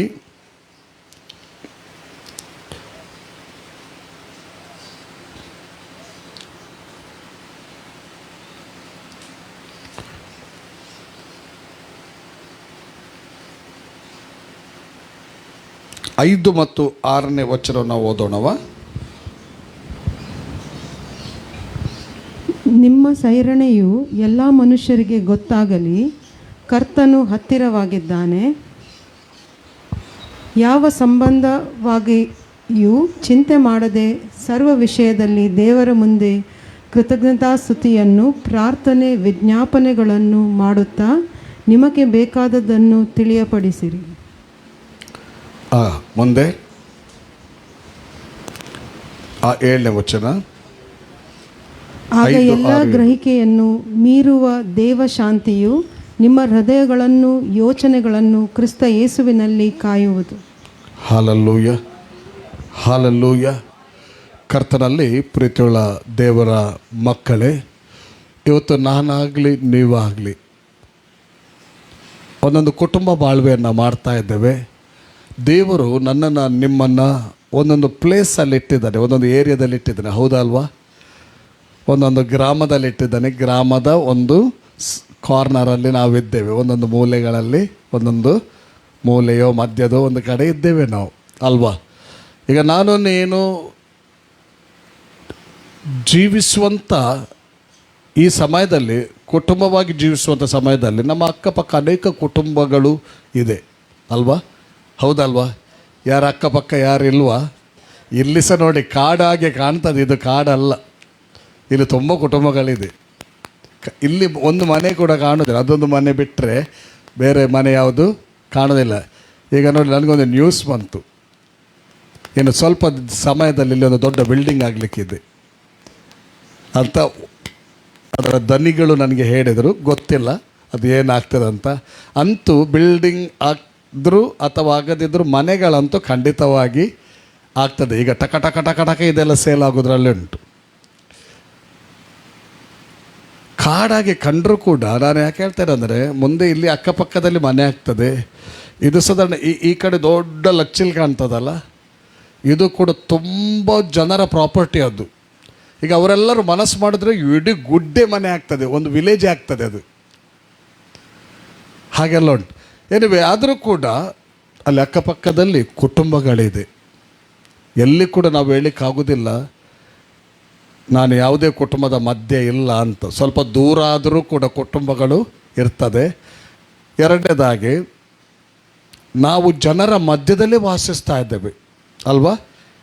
ನಮ್ಮ ಅಕ್ಕಪಕ್ಕ ಎಲ್ಲ ಜನರಿದ್ದಾರೆ. ಆ ಜನರ ಮಧ್ಯದಲ್ಲಿ ನಾವು ವಾಸಿಸುತ್ತಾ ಇರೋದ್ರಿಂದ ಆಗು ಹೋಗುಗಳು ನಮಗೆಲ್ಲ ತಿಳಿತಾ ಉಂಟು. ಎಂತ ಆಗ್ತಾ ಇದೆ, ಕೆಲವು ನ್ಯೂಸ್ಗಳು ಕೇಳಿ ಬರ್ತಾ ಉಂಟು. ಕೆಲವು ನ್ಯೂಸ್ಗಳು, ನಿನ್ನೆ ಒಂದು ನ್ಯೂಸ್ ಕೇಳಿ ಬಂತು ನನಗೆ. ಏನಂದರೆ, ಒಬ್ಬರು ರಕ್ಷಣೆ ಹೊಂದಿದ್ರು, ಅವರು ಕೆಲಸ ಮಾಡ್ತಾಯಿದ್ರು. ಅವರು ಬೀಚ್ ಸೈಡಲ್ಲಿ ಅವರ ಕೆಲಸ ಇತ್ತು. ಅವರ ಕೆಲಸ ಏನಂದರೆ, ಈ ರೈಡಿಂಗ್ ಬೋಟು, ಅದೊಂದು ಸ್ಕೂಟರ್ ಟೈಪ್ ಓಡ್ತದಲ್ಲ, ಅದರಲ್ಲಿ ಡ್ರೈವರ್ ಆಗಿ ಕೆಲಸ ಮಾಡೋದು. ಹಿಂದೆ ಒಬ್ಬ ಜಾಕೆಟ್ ಹಾಕಿದ್ರು, ಇವರು ಜಾಕೆಟ್ ಹಾಕಲಿಲ್ಲ.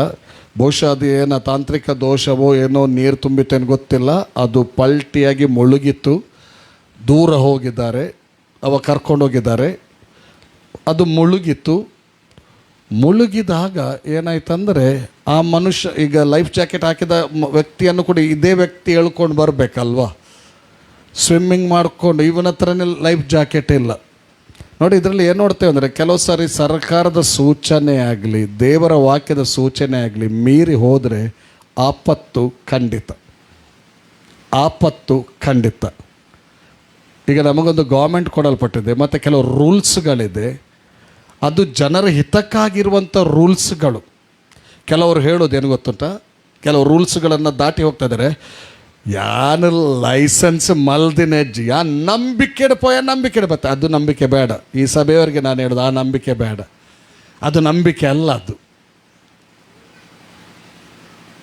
ಕೆಲವೊಂದು ಸಾರಿ ನಾವು ಮರ್ತು ಹೋಗ್ತೇವೆ. ಹಾಗಾದರೆ ದೇವರ ಕೃಪೆ ಕೇಳಬೇಕು, ಹಂಬಲಾಗಿ, ಲಾರ್ಡ್ ನಾನು ಮರ್ತೋದೆ, ನನಗೆ ನಿನ್ನ ಸಹಾಯ ದೊರಕಿ ಬರಲಿ ಎಂಬುದಾಗಿ ಕೃಪೆ ಕೇಳಬೇಕು. ಏನೇ ಇರಲಿ, ಆ ವ್ಯಕ್ತಿಗೆ ಸೂಚಿಸಲ್ಪಟ್ಟ ಸೂಚನೆ ಪ್ರಕಾರ ಮಾಡಿರಲಿಲ್ಲ. ಒಂದು ನ್ಯೂಸ್ ಬಂತೇನೆಂದರೆ, ಹೇಳ್ಕೊಂಡು ಬಂದು ಆತನ ದಂಬು ಹೋಗಿಬಿಟ್ಟಿತ್ತು. ಒಂದು ಸೆರೆ ಬಂದು ಆತನವರು ಹೊಡ್ಕೊಂಡು ಹೋಯಿತು. ಈ ವ್ಯಕ್ತಿ ಬಚಾವಾದ, ಲೈಫ್ ಜಾಕೆಟ್ ಇದ್ದವ ಬಚಾವಾದ. ಲೈಫ್ ಜಾಕೆಟ್ ಇಲ್ಲದೆ ಕಾನೂನನ್ನು ಮೀರಿದವ ಮುಳುಗಿ ಹೋದ. ಈಗ ತಿಳ್ಕೊಳ್ಳಿ, ಅವನ ವಿಷಯ ಏನಂದರೆ, ಆತನಿಗೆ ಸಂಬಂಧಪಟ್ಟವರ ಚಿಂತೆ, ಕಣ್ಣೀರು ಎಷ್ಟಿರ್ಬೋದು?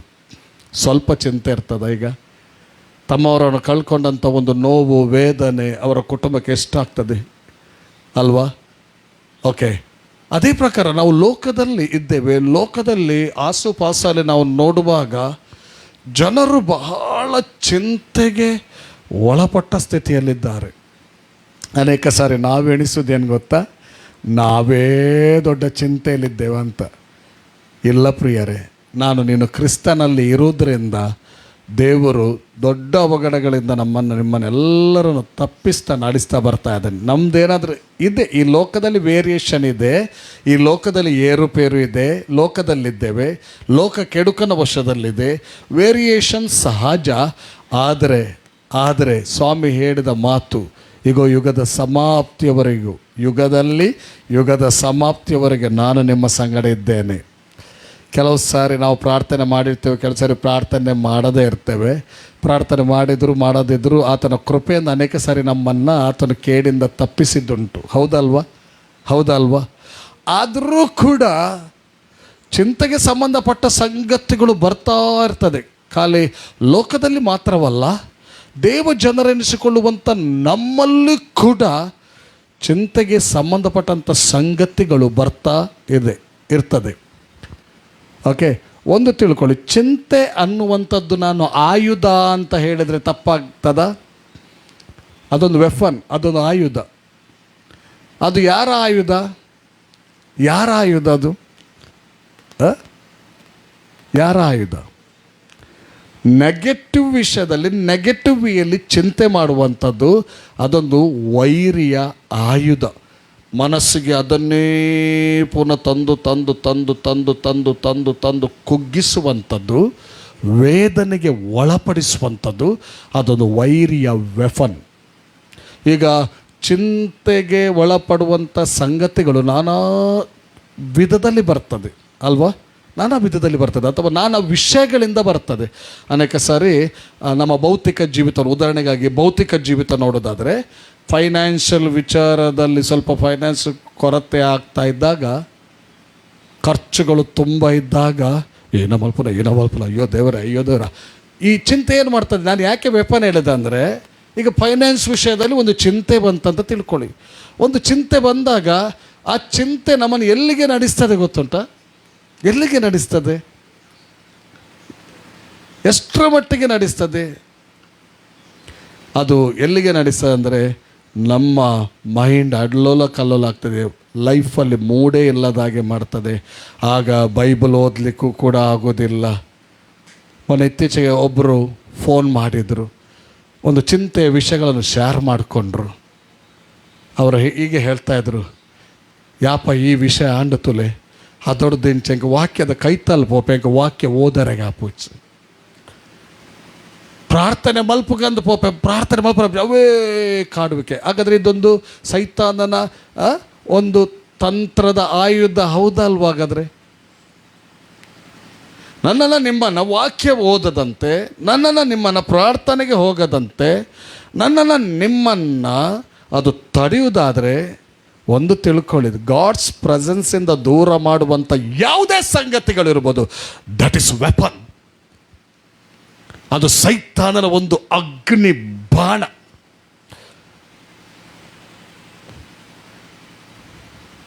ವರಿ ವರಿ ವರಿ ಮಾಡೋದು. ವರಿದು ಅಪೋಸಿಟ್ ಇದು ಏನಾಗ್ತದೆ? ಅಪೋಸಿಟ್ ಪದ ಫೈತ್ ಅಲ್ವಾ?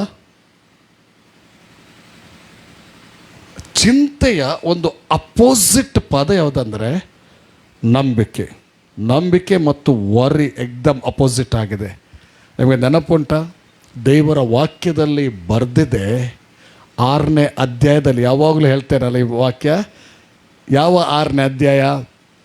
ಎಫೆಸ 17 ಅಥವಾ 18ನೇ ವಚನದಲ್ಲಿ, ನಂಬಿಕೆ ಎಂಬ ಗುರಾಣಿಯನ್ನು ಹಿಡಿದುಕೊಳ್ಳ್ರಿ. ಸೈತಾನನು ತರುವ ವೆಪನ್ ಅಥವಾ ಆಯುಧ ಒಬ್ಬ ಮನುಷ್ಯನನ್ನು ಚಿಂತೆಗೆ ಒಳಪಡಿಸುವಂಥ ಆಯುಧವನ್ನು ಹಾಕ್ತಾ ಇರ್ತಾನೆ. ಯಾಕೆ? ದೈವ ಸಾನ್ನಿಧ್ಯದಿಂದ ದೂರ ಹೋಗಿ ಅವನದ್ದೇ ಇಚ್ಛೆ ಆಲೋಚನೆಯಲ್ಲಿ ಹೋಗಿ ಸಾಲ ಮಾಡಿಯೋ. ಇವತ್ತು ಎಷ್ಟೋ ಜನ ಸಾಲದಿಂದ ಮುಳುಗಿ ಹೋಗಲಿಕ್ಕೆ ಕಾರಣ ಏನು ಗೊತ್ತುಂಟ? ಸೈತಾನನವರನ್ನು ಆಳವಾದ ಚಿಂತೆಗೆ ನಡೆಸಿ, ಚಿಂತೆ ನಂತರ ಭಯ ನಂತರ ಯಾತನೆ. ಫಸ್ಟ್ ಚಿಂತೆ, ಭಯ, ಯಾತನೆ. ಭಯ ತೆಗೆದುಕೊಂಡೋಗಿ ಯಾತನೆ. ಆ ಸಂದರ್ಭದಲ್ಲಿ ಏನಾದರೂ ಮಾಡುವ, ಲೋನ್ ಆದರೂ ಮಾಡುವ. Loan loan loan loan loan loan loan loan loan loan ವೈರಿ ನೋಡಿ ಏನು ಮಾಡ್ತಾನಂದರೆ, ವೈರಿ ಏನು ಮಾಡ್ತಾನಂದರೆ, ನಮ್ಮನ್ನು ಚಿಂತೆಗೆ ಒಳಪಡಿಸಿ ದೇವರ ಆಲೋಚನೆಯಿಂದ ದೂರ ಹೋಗುವಂತೆ ಮಾಡ್ತಾನೆ. ದೇವರ ಪ್ಲ್ಯಾನಿಂದ ದೂರ ಹೋಗುವಂತೆ ಮಾಡ್ತಾನೆ. ನಾವು ನಮ್ಮದೇ ಆಲೋಚನೆ ಮಾಡ್ಕೊಂಡು ನಮ್ಮದೇ ಶೈಲಿಯಲ್ಲಿ ಹೋಗ್ತಾ ಇರ್ತೇವೆ. ಮತ್ತು ಲಾಸ್ಟಿಗೆ ಒಂದು ದಿವಸ ಬರುವಾಗ ನಾವು ಹೇಳ್ತೇವೆ, ದೇವರು ಉಲ್ಲೇನಾ, ಪ್ರಾರ್ಥನೆ ಮಲ್ತೊಂದಿಲ್ಲ, ನಾವು ಮಲ್ತೊಂದಿಲ್ಲ. ನಾವು ಪ್ರೇಯರ್ ಕೂಡ ನಾವು ಮಾಡ್ತೇವೆ, ಚಿಂತೆ ಕೂಡ ಮಾಡ್ತೇವೆ. ಚಿಂತೆಯ ಮೂಲಕ ಸೆಳೆಯಲ್ಪಟ್ಟು ಆ ಚಿಂತೆಗೆ ಸಂಬಂಧಪಟ್ಟ ಆಲೋಚನೆಗಳಲ್ಲಿ ನಾವು ನಮ್ಮ ಆಲೋಚನೆಗಳಲ್ಲಿ ಹೋಗ್ತಾ ಇರ್ತೇವೆ. ಅದರ ಬದಲು ಮೊಣಕಲಾಕಿ ದೇವರ ಹತ್ರ ಕೇಳುವುದೇ ಇಲ್ಲ. ಸ್ವಾಮಿ, ಇಂಥ ಪರಿಸ್ಥಿತಿ ಎದುರಾಗಿದೆ, ಏನು ಮಾಡಬೇಕೆಂಬುದಾಗಿ ಕೇಳದೆ ಹೋಗ್ತಾ ಇರ್ತೇವೆ. ಓಕೆ, ಇದು ಒಂದು ಫೈನಾನ್ಸ್ ವಿಷಯದಲ್ಲಿ. ಅಷ್ಟು ಮಾತ್ರವಲ್ಲ, ಫೈನಾನ್ಸ್ ಮಾತ್ರವಲ್ಲ, ಅನೇಕ ವಿಷಯಗಳಲ್ಲಿ ವೈರಿ, ಬೇರೆ ಬೇರೆ ಬೇರೆ ಬೇರೆ ಬೇರೆ ವಿಷಯಗಳಲ್ಲಿ ವೈರಿ ನಮಗೆ ಚಿಂತೆಗೆ ಒಳಪಡಿಸಲಿಕ್ಕೆ ಸಾಧ್ಯ ಇದೆ. ಅನೇಕರಾದರೆ ದೇವರು ಕೆಲವರು ಏನು ಮಾಡ್ತಾರೆ ಅಂದರೆ ದೇವರ ಬಳಿಗೆ ಬಂದು ಕೇಳಿಕೊಂಡು ಪ್ರತಿಯೊಂದು ವಿಷಯದಲ್ಲಿ ಅವರು ಮುಂದೆ ಹೋಗ್ತಾರೆ. ಹಲ್ಲೆಲೂಯಾ. ಒಂದು ಸಮಾಧಾನ ಪಡೆದುಕೊಳ್ತಾರೆ. ಸಮಾಧಾನ ಪಡೆದುಕೊಂಡು ಮುಂದೆ ಹೋಗುವಾಗ, ದೇವರ ಗೈಡೆನ್ಸ್ ಪ್ರಕಾರ ಒಬ್ಬ ವ್ಯಕ್ತಿ ಮುಂದೆ ಹೋಗುವಾಗ ಚಿಂತೆ ರಟ್ಟು ಹೋಗ್ತದೆ. ದೇವರು ಅವರಿಗೋಸ್ಕರ ವೇ ಓಪನ್ ಮಾಡ್ತಾರೆ. ಹಲ್ಲೆಲೂಯಾ. ಫೈನಾನ್ಸ್ ಇರ್ಬೋದು, ಕೆಲವರಿಗೆ ಶಾರೀರಿಕ ವಿಚಾರದಲ್ಲಿ, ಆರೋಗ್ಯ ಅಂದರೆ ಅನಾರೋಗ್ಯದ ವಿಚಾರದಲ್ಲಿ ಚಿಂತೆ ನೋಡಿ. ಅನಾರೋಗ್ಯದ ವಿಷಯದಲ್ಲಿ ಚಿಂತೆ ಅನ್ನುವಾಗ ಒಂದು ನೆನಪಾಯಿತು. ನಮ್ಮ ಇಲ್ಲೇ ಪಕ್ಕದಲ್ಲಿ ಒಂದು ಸೇತುವೆ ಇದೆ, ನಿಮ್ಮೆಲ್ಲರೂ ಗೊತ್ತುಂಟು. ಅನೇಕ ವರ್ಷಗಳ ಹಿಂದೆ ಒಬ್ಬ ವ್ಯಕ್ತಿ ಇದರಲ್ಲಿ ಇನ್ಶೂರೆನ್ಸ್ ಕಂಪನಿಯಲ್ಲಿ ದುಡಿತಿದ್ದಂಥ ವ್ಯಕ್ತಿ ಕಾರ್ ತಗೊಂಡು ಬಂದು ಸೀದಾ ಕಾರ್ ಸ್ವಲ್ಪ ಬ್ರಿಡ್ಜಿಂದ ಆಚೆ ಒಂದು ಅರ್ಧ ಕಿಲೋಮೀಟ್ರ್ ದೂರ ನಿಲ್ಲಿಸಿಬಿಟ್ರು. ವಾಚ್, ಕೀ ಎಲ್ಲ ಕಾರೊಳಗೆ ಇಟ್ಟುಬಿಟ್ರು. ಸೀದಾ ಬಂದು ಆ ಸೇತುವೆಯಲ್ಲಿ ಹಾರಿಬಿಟ್ರು. ಮನೆಯವರೆಲ್ಲ ಹುಡುಕಾಡುವಾಗ ಕಾರ್ ಇಲ್ಲಿ ಉಂಟಂತ ಗೊತ್ತಾಯಿತು. ಕಾರ್ ಇಲ್ಲಿ ಉಂಟಂತ ಗೊತ್ತಾದ ನಂತರ ಗೊತ್ತಾಯಿತು ಇದೇ ನದಿಗೆ ಹಾರಿರಬೇಕು. ಆಗ ಒಬ್ಬ ವ್ಯಕ್ತಿ ಸಿಕ್ಕಿದೆ. ಅವ್ರು ಹೇಳಿದರು, ಒಬ್ಬ ವ್ಯಕ್ತಿ ಓಡಿ ಬಂದು ಇಲ್ಲಿ ಹಾರಿದ್ದು ನಾನು ನೋಡಿದ್ದೇನೆ ಎಂಬುದಾಗಿ. ಹುಡುಕಾಟ ನಡೆಯಿತು, ಬಟ್ ಇಲ್ಲಿ ಸಿಗಲಿಲ್ಲ. ಉದ್ಯಾವರದ ಕಡೆ ಆ ಒಂದು ಡೆಡ್ ಬಾಡಿ ಸಿಕ್ಕಿತ್ತು. ಮತ್ತೆ ನೋಡುವಾಗ ಒಂದು ಲೆಟರ್ ಇತ್ತು. ಏನು ಗೊತ್ತಾ, ಆ ಮನುಷ್ಯ ಪ್ರಾಣ ಕಳ್ಕೊಳ್ಳಿಕ್ಕೆ ಒಂದು ಸಿಲ್ಲಿ ರೀಸನ್, ಓನ್ಲಿ ಹೆಡ್ಏಕ್. ಅನೇಕ ವರ್ಷದಿಂದ ಕಾಡುತ್ತಿರುವಂಥ ತಲೆನೋವು. ನನ್ನ ಹತ್ರ ಆಗ್ತಾ ಇಲ್ಲ, ನನಗೆ ಜೀವನನೇ ಬೇಡ. ನೋಡಿ, ಚಿಂತೆಯಲ್ಲಿ ಹೇಗೆ ಇವಿಲ್ ಸ್ಪಿರಿಟ್ ಆಪ್ರೇಟ್ ಆಯಿತು ನೋಡಿ, ಎಲ್ಲಿ ಡೈವರ್ಟ್ ಮಾಡಿತ್ತು. ಚಿಂತೆ ಭಯಕ್ಕೆ ನಡೆಸಲು, ಭಯ ಯಾತನೆಗೆ ನಡೆಸಲು, ಯಾತನೆ ಸುಸೈಡಿಂಗ್ ಸ್ಪಿರಿಟ್ಗೆ ಕೊಟ್ಟು ಬಿಟ್ಟಿತ್ತು. ಹೇಗೆ ಡೈವರ್ಟ್ ಆಗ್ತದೆ ನೋಡ್ರಿ, ಒಂದೊಂದೇ ಸ್ಟೆಪ್ ಬೈ ಸ್ಟೆಪ್ ಒಂದೊಂದೇ ಡೈವರ್ಟ್ ಆಗ್ತದೆ ನೋಡ್ರಿ. ಆ ಮನುಷ್ಯ ತನ್ನ ಜೀವನವನ್ನೇ ಕಳ್ಕೊಂಡು ಬಿಟ್ಟ. ಸಣ್ಣ ವಿಚಾರ, ಅದಕ್ಕೆ ಭಾಳ ಕೇರ್ಫುಲ್ ಇರಬೇಕು. ಸಣ್ಣ ಸಂಗತಿ, ವಾಕ್ಯ ಬಯಸದಂಥ ಸಂಗತಿ ನಮ್ಮೊಳಗೆ ಇಂಪಾರ್ಟ್ ಆಗದಾಗೆ ನಾವು ಭಾಳ ಜಾಗ್ರತೆ ಇರಬೇಕು. ನಮಗೆ ಹೆಲ್ಪ್ ಮಾಡೋದು ದೇವರ ಆತ್ಮನು. Hallelujah, hallelujah, hallelujah, hallelujah. ದೇವರಿಗೆ ಸ್ತೋತ್ರಗಳು. ಆತನು ಯಾವಾಗಲೂ ರೆಡಿ ಇರ್ತಾನೆ. ಹೋಲಿ ಸ್ಪಿರಿಟ್ ನಮ್ಮನ್ನು ಗೈಡ್ ಮಾಡಲಿಕ್ಕೆ. ಇಂಥ ಸನ್ನಿಧ ಪರಿಸ್ಥಿತಿಯಲ್ಲಿ, ಇಂಥ ಒಂದು ಕಠಿಣವಾದ ಪರಿಸ್ಥಿತಿಗಳು ಬರುವಾಗ, ನಾವು ದೇವರನ್ನು ನೋಡುವಾಗ ಹೋಲಿ ಸ್ಪಿರಿಟ್ ರೆಡಿ ಇರ್ತಾನೆ ನಮ್ಮನ್ನು ಗೈಡ್ ಮಾಡಲಿಕ್ಕೆ, ನಮ್ಮನ್ನು ಕಂಫರ್ಟ್ ಮಾಡಲಿಕ್ಕೆ, ನಮ್ಮನ್ನು ನಡೆಸಲಿಕ್ಕೆ. ಹೋಲಿ ಸ್ಪಿರಿಟ್ ಸಿದ್ಧವಿರ್ತಾನೆ. ಆದರೆ ನಾವು ಮಾಡುವಂಥ ಒಂದು ಪ್ರಾಮುಖ್ಯವಾದಂಥ ತಪ್ಪೇನೆಂದರೆ, ನಮ್ಮ ಚಿಂತೆಯನ್ನೆಲ್ಲ ನಮ್ಮ ಮೇಲೇ ಇಟ್ಟುಕೊಳ್ತೇವೆ. ದೇವರ ವಾಕ್ಯ ಏನು ಹೇಳ್ತದೆ? ಚಿಂತೆ ಯಾರಿಗೆ ಕೊಡಬೇಕಂತೆ? ಆತನ ಮೇಲೆ ಹಾಕಿರಿ. ಚಿಂತೆನೆಲ್ಲ ಆತನ ಮೇಲೆ ಹಾಕಿರಿ, ಆತನು ನಿಮಗೋಸ್ಕರ ಚಿಂತಿಸ್ತಾನೆ ಎಂಬುದಾಗಿ ಅಲ್ವಾ. ಪೇತ್ರನ ಪತ್ರಿಕೆಯಲ್ಲಿ ನಾವು ನೋಡುವಾಗ 5ನೇ ಅಧ್ಯಾಯದಲ್ಲಿ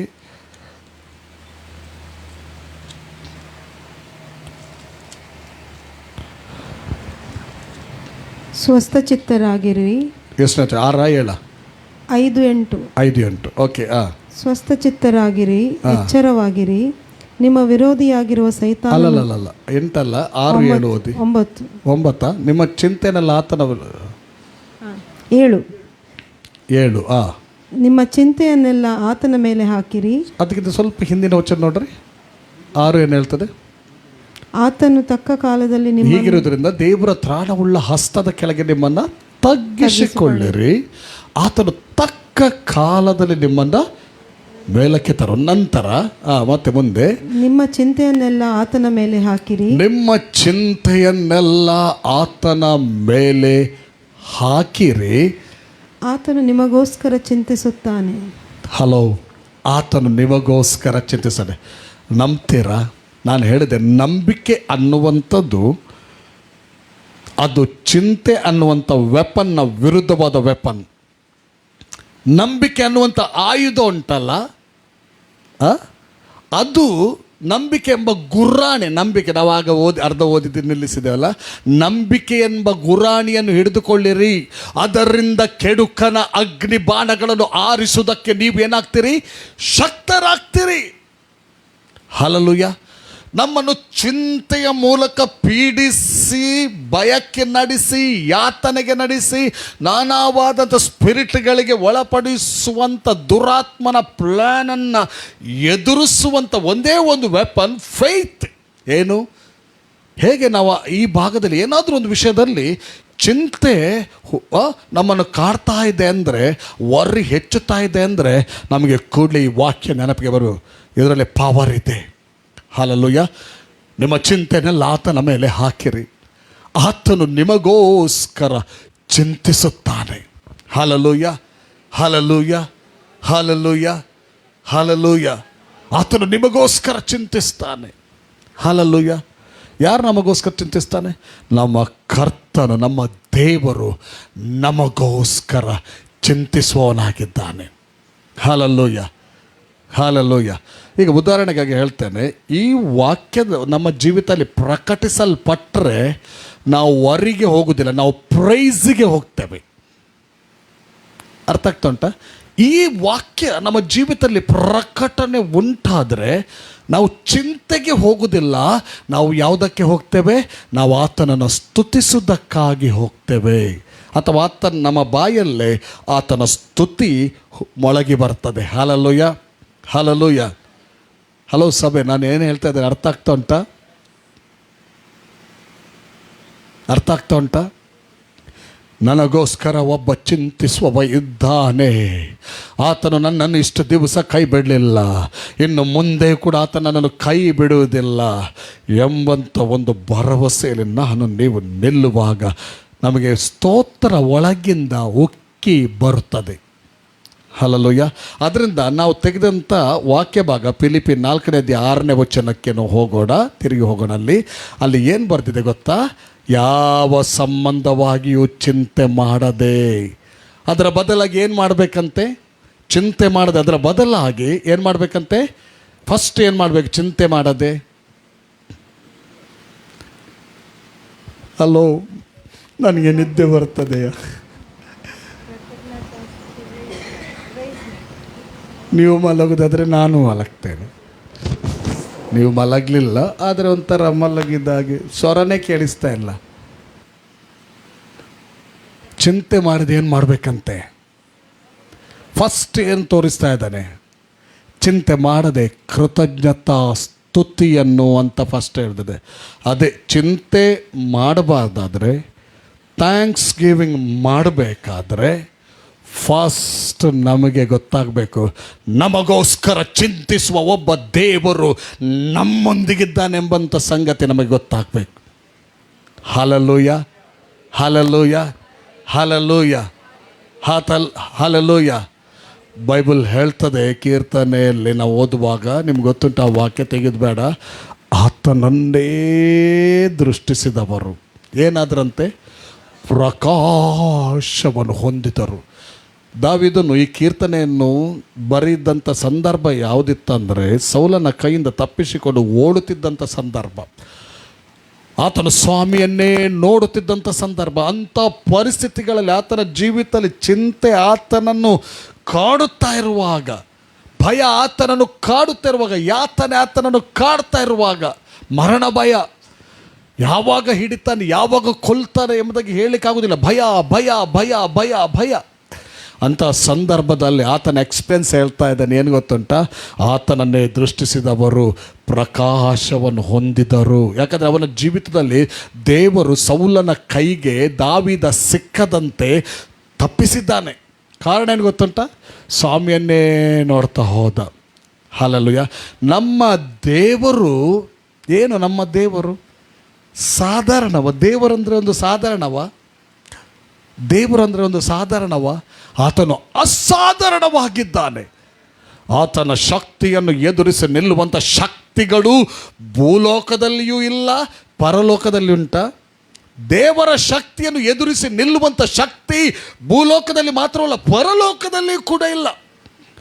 ಎಲ್ಲ ಸೃಷ್ಟಿಗಳೇ ಇರುವುದು ಅಲ್ವಾ? ಪರಲೋಕದಲ್ಲಿ ಕೂಡ ಆತನ ಸೃಷ್ಟಿಗಳೇ ಇರುವುದು, ಭೂಲೋಕದಲ್ಲಿ ಕೂಡ ಆತನ ಸೃಷ್ಟಿಗಳೇ ಇರುವುದು. ಆದರೆ ಆತನ ಶಕ್ತಿಯನ್ನು ಎದುರಿಸಿ ನಿಲ್ಲುವಂಥ ಶಕ್ತಿ ಯಾವುದಿಲ್ಲ. ಯಾರು ಆತನನ್ನೇ ನೋಡ್ತಾರೋ, ಆತನ ಪ್ರಕಟಣೆಯನ್ನು ಹೊಂದಿಕೊಳ್ತಾರೋ, ಓ ನನಗೋಸ್ಕರ ಚಿಂತಿಸುವ ಒಬ್ಬ ಇದ್ದಾನೆ ಎಂಬುದಾಗಿ ಯಾರಿಗೆ ಪ್ರಕಟ ಆಗ್ತದೋ ಅವರು ಥ್ಯಾಂಕ್ಸ್ ಗಿವಿಂಗ್ ಕೊಡ್ತಾರೆ. ಕೆಲವು ಸಾರಿ ನಿಮಗೂ ಕೂಡ ಅನುಭವ ಆಗಿರ್ಬೋದು. ಪ್ರಾರ್ಥನೆ ಮಾಡ್ತಾ ಇರ್ತೇವೆ, ಪ್ರಾರ್ಥನೆ ಮಾಡ್ತಾ ಇರುವಾಗ ಸಡನ್ನೇ ಒಂದು ಸಮಾಧಾನ ಬಂದುಬಿಡ್ತದೆ. ಅನುಭವ ಆಗಿದೆ ನಿಮಗೆ? ಫಸ್ಟ್ ಒಂಥರ ಡಿಸ್ಟರ್ಬೆನ್ಸಲ್ಲಿ ಇರ್ತೇವೆ. ಹೇಗೆ ಹೋಗ್ತೇವೆ ಗೊತ್ತಾನೆ ದೇವರ ಬಳಿಗೆ? ನಂಬಿಕೆ ಎಂಬಂಥ ಗುರಾಣಿ ಅಥವಾ ನಂಬಿಕೆ ಎಂಬಂಥ ಆಯುಧ ಜೊತೆ ಹೋಗ್ತೇವೆ. ದೇವರ ವಿರುದ್ಧ ಇದು ಮಾಡೋದಂತ ಅರ್ಥ ಅಲ್ಲ. ದೇವರ ಮೇಲಿನ ನಂಬಿಕೆಯಿಂದ ನಾವು ಹೋಗ್ತೇವೆ. ಕೇಳ್ರಿ, ದೇವರ ಮೇಲಿನ ನಂಬಿಕೆಯಿಂದ ನಾವು ಹೋಗಿ ಏನು ಮಾಡ್ತೇವೆ? ಪ್ರಾರ್ಥನೆ ಮಾಡ್ತೇವೆ. ದೇವರ ಬಳಿಗೆ ಹೋಗುವಾಗ ನಮಗೆ ಗೊತ್ತಿರ್ತದೆ, ನನ್ನ ಸ್ವಾಮಿ ನನ್ನನ್ನು ತಿರಸ್ಕರಿಸಲಿಲ್ಲ, ನನಗೋಸ್ಕರ ಚಿಂತಿಸುವವನೊಬ್ಬ ಇದ್ದಾನೆ. ನಾನು ಹೋಗ್ತೇನೆ ಆತನ ಬಳಿಗೆ, ಆತನ ಹತ್ರ ಮಾತಾಡ್ತೇನೆ. ಆತನೇ ನನಗೆ ಉತ್ತರ, ಆತನೇ ನನ್ನ ಜಯ, ಆತನೇ ನನ್ನ ಬಲ ಎಂಬುದಾಗಿ ಆತನ ಬಳಿಗೆ ನಾವು ಹೋಗುವಾಗ, ನಂಬಿಕೆಯಿಂದ ಹೋಗುವಾಗ ಏನಾಗ್ತಿರುತ್ತಲ್ಲ, ಪ್ರಾರ್ಥಿಸುವಾಗ ಒಳಗೆ ಒಂದು ಸಮಾಧಾನ ಬರ್ತದೆ. ಅದರ ಅರ್ಥ ಏನು ಗೊತ್ತುಂಟ? ಮಗನೇ, ನಿನ್ನ ಪ್ರಾರ್ಥನೆ ನಾನು ಸ್ವೀಕರಿಸಿದೆ ಎಂಬುದಾಗಿ. ಮಗಳೇ, ನಿನ್ನ ಪ್ರಾರ್ಥನೆ ನಾನು ಸ್ವೀಕರಿಸಿದೆ. ಎದ್ದೇಳು, ಹೊರಟು ಹೋಗು. ಕೆಂಪು ಸಮುದ್ರ ಅಡ್ಡ ಬಂತು. ಯಾರಿಗೆ ಕೆಂಪು ಸಮುದ್ರ ಅಡ್ಡ ಬಂದದ್ದು? ನಿಮ್ಗ? ಯಾರಿಗೆ? ಇಸ್ರಾಯೇಲರಿಗೆ ಕೆಂಪು ಸಮುದ್ರ ಅಡ್ಡ ಬಂತು. ಅವರ ಪ್ರಯಾಣದಲ್ಲಿ ಒಂದು ಬಿಡುಗಡೆಯಾದಂಥ ಲೈಫ್ ಅವರದು. ಐಗುಪ್ತರಿಂದ ಬಿಡುಗಡೆಯಾಗಿ ಮುಂದೆ ಬರುವಾಗ ಹೋಗ್ತಾ ಇದ್ದಾರೆ, ಒಂದು ಚಿಂತೆಗೆ ಕಾರಣವಾದ ಸಂಗತಿ ಬಂತು. ಅದೇ ಪ್ರಕಾರ ನಿನ್ನ ಜೀವಿತದಲ್ಲಿ ಕ್ರಿಸ್ತ ನಂಬಿಕೆಯಲ್ಲಿ ಮುಂದೆ ಹೋಗುವಾಗ ಅನೇಕ ಸಂಗತಿಗಳು ಅಡ್ಡಿಯಾಗಿ ಬರುವುದಿಲ್ಲ ಅಂತ ಹೇಳಲಿಕ್ಕೆ ಖಂಡಿತವಾಗಿ ಆಗ್ತದಾ? ಇಲ್ಲ, ಬರ್ತದೆ. ಆದರೆ ಏನು ಬಂದರೂ ಕೂಡ ಪ್ರೈಸ್ ಗಾಡ್, ಆ ಅಡ್ಡಿಗಳನ್ನು ಮುರಿದು ನಡೆಸುವಂಥ ದೇವರು ಜೀವಿಸುವತನಾಗಿದ್ದಾನೆ. ಅವರಿಗೆ ಬಂತು ಒಂದು ಚಿಂತೆ. ಫಸ್ಟ್ ಮೊರೆ ಇಡ್ತಾ ಇದ್ದಾರೆ. ಒಮ್ಮೆ ಮೊರೆ ಇಟ್ಟಿದ್ದಾರೆ ದೇವರಿಗೆ ಜನರು, ಮತ್ತೆ ಗುಣಗುಟ್ಲಿಕ್ಕೆ ಸ್ಟಾರ್ಟ್ ಮಾಡ್ತಾರೆ. ದಾಯಗೀಲ ತಂಬ ಇದ ಮಾರೆಯ ಅಲ್ವಾ? ಗುಣಗುಟ್ಟಿದ್ರು. ಆಮೇಲೆ ಏನಾದರೂ ಈಚೆ ಮೋಶೆ ಕೂಡ ಪ್ರೇಯರ್ ಮಾಡ್ತಾ ಇರ್ತಾನೆ. ಪ್ರೇಯರ್ ಮಾಡ್ತಾ ಇದ್ದಾಗ ಏನಾಯ್ತು ಗೊತ್ತುಂಟ? ದೇವರೆಂತ ಹೇಳ್ತಾನೆ ಪ್ರೇಯರ್ ಮಾಡ್ತಾ ಇದ್ದಾಗ? 14ನೇ ಅಧ್ಯಾಯ ವಿಮೋಚನ ಕಾಂಡ ತೆಗಿರಿ.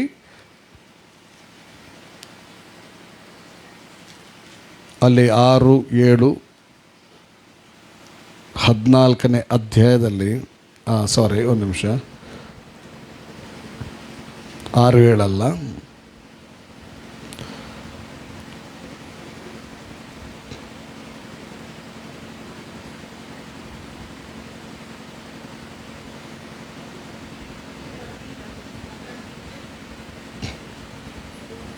ಆ 13ರಿಂದ. ಓಕೆ. ಆದರೆ ಮೋಶೆ ಆ ಜನರಿಗೆ, ನೀವು ಅಂಜಬೇಡಿರಿ. ನಮ್ಮ ವಚನ 15, ನೇರ 15ಕ್ಕೆ ಬರುವ. ಓಕೆ. ಆಗ ಯೆಹೋವನು ಮೋಶೆಗೆ ಹೇಳಿದ್ದೇನೆಂದರೆ, ನೀನು ನನಗೆ ಮೊರೆ ಇಡುವುದೇನು? ಮುಂದಕ್ಕೆ ಹೊರಡಬೇಕೆಂದು ಇಸ್ರಾಯೇಲರಿಗೆ ನೋಡಿ. ಅವನು ಪ್ರೇಯರ್ ಮಾಡ್ತಾ ಇದ್ದಾನೆ, ಮೊರೆ ಇಡ್ತಾ ಇದ್ದಾನೆ. ನಾನು ಎಣಿಸ್ತೇನೆ ಆತನಿಗೊಂದು ಸಮಾಧಾನ ಬಂದಿರ್ಬೋದು. ಇನ್ನೂ ಮೊರೆ ಇಡ್ತಾ ಇದ್ದಾನೆ.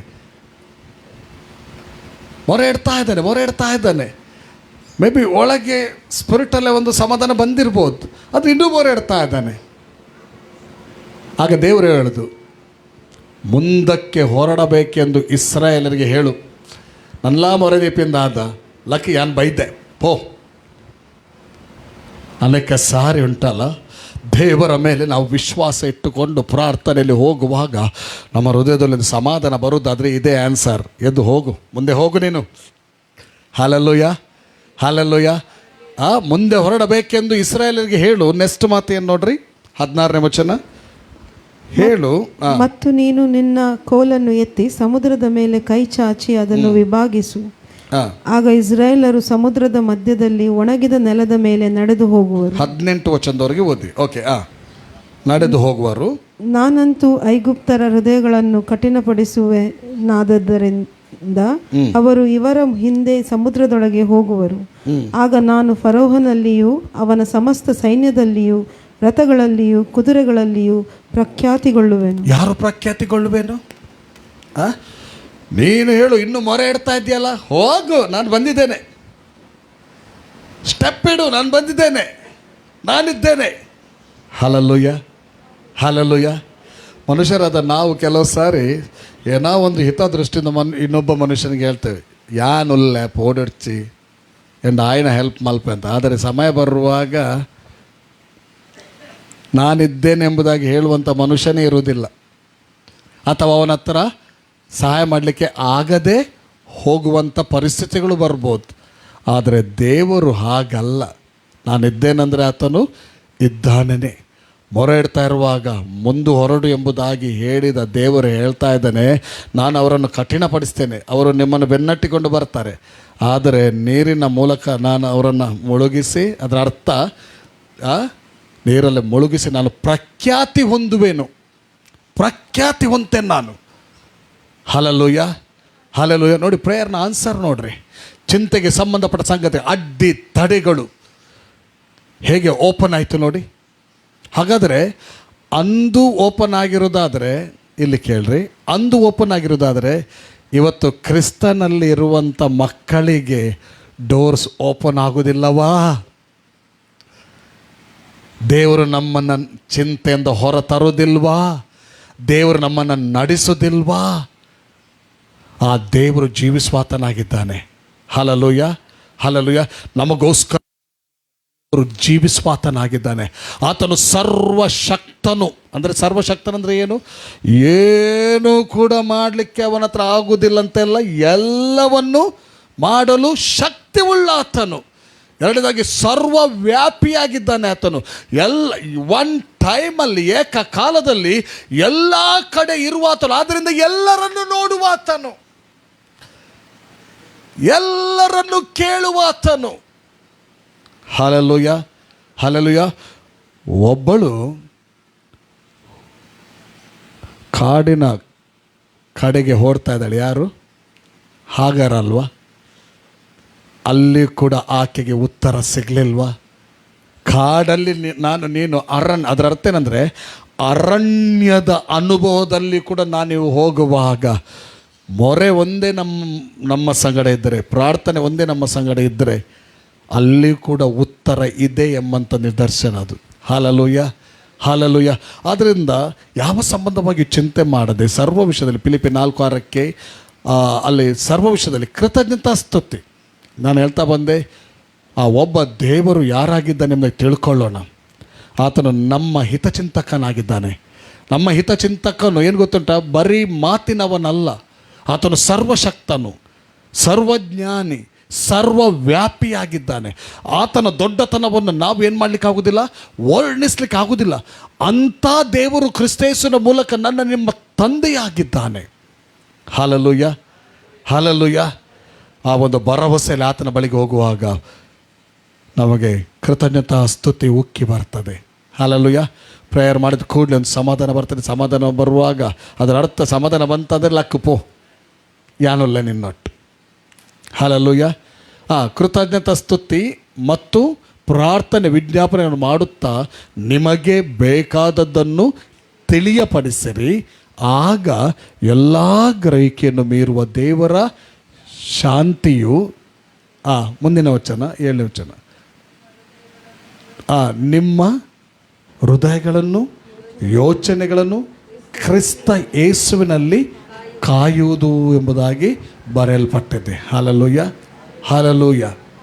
ನಾವು ಚಿಂತೆ ಮಾಡದೆ ನಂಬಿಕೆಯಿಂದ ಸ್ವಾಮಿ ಇದ್ದಾನೆಂಬಂಥ ಒಂದು ನಂಬಿಕೆಯಿಂದ ಒಂದು ಕೃತಜ್ಞ ಸ್ತುತಿ ಮಾಡಿ ಪ್ರಾರ್ಥನೆ ವಿಜ್ಞಾಪನೆಗಳನ್ನು ಮಾಡುವಾಗ ಏನಾಗ್ತದಂತೆ?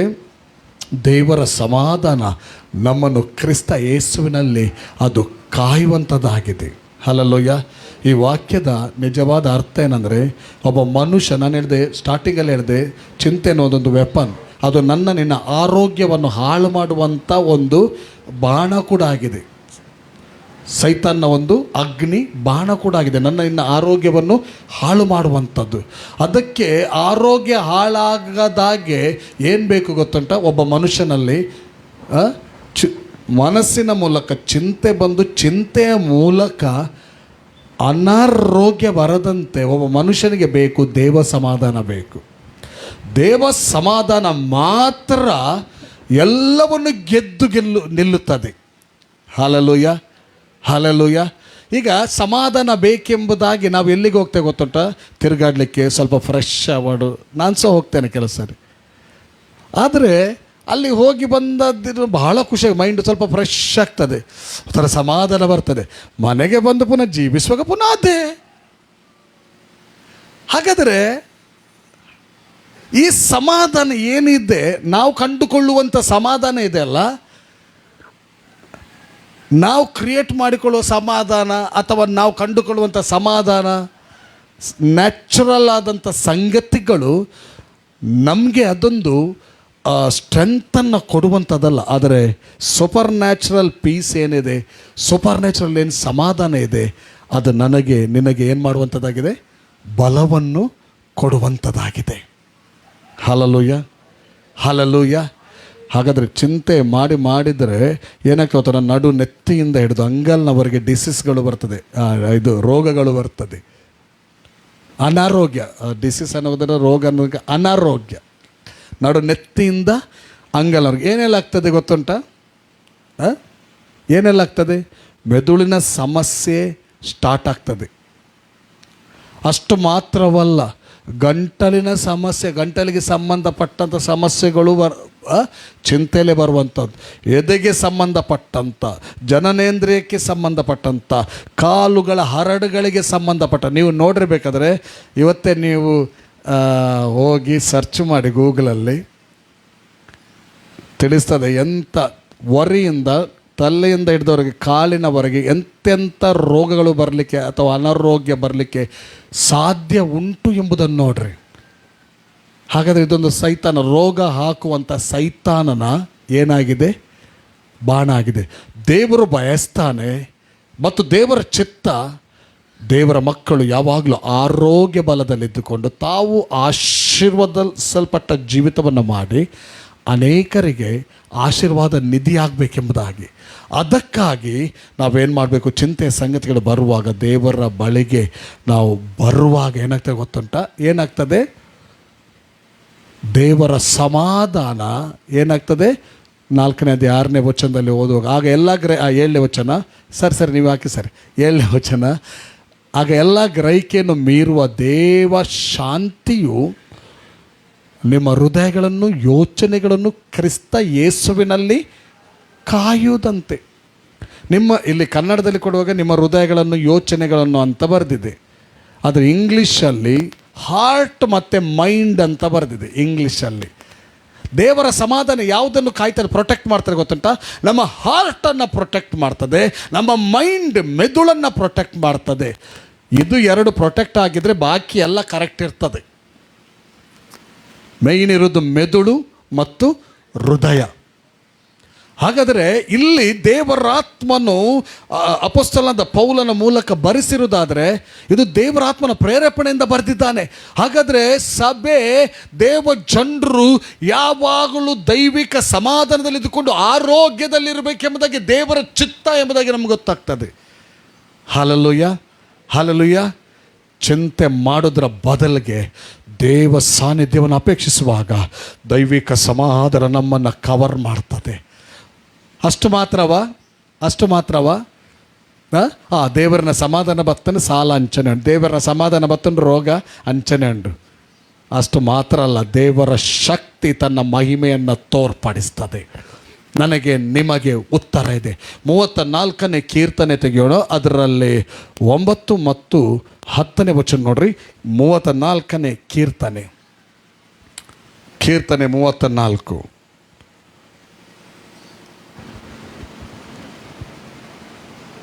ಯೆಹೋವನ ಜನರೇ, ಆತನಲ್ಲಿ ಭಯಭಕ್ತಿ ಉಳ್ಳವರಾಗಿರಿ. ಆತನಲ್ಲಿ ಭಯ ಮತ್ತು ಭಕ್ತಿ ಉಳ್ಳವರಾಗಿರ್ರಿ.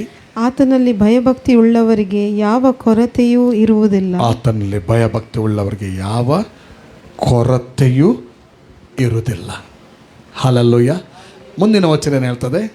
ಪ್ರಾಯದ ಸಿಂಹಗಳಾದರೂ ಬೈಬಲ್ ಸುಳ್ಳು ಹೇಳ್ತದ? ಬೈಬಲ್ ಸುಳ್ಳು ಹೇಳ್ತದ? ದೇವರು ಗಾಡ್ಸ್ ವರ್ಡ್ ಯಾವತ್ತು ಸುಳ್ಳು ಹೇಳ್ತದ?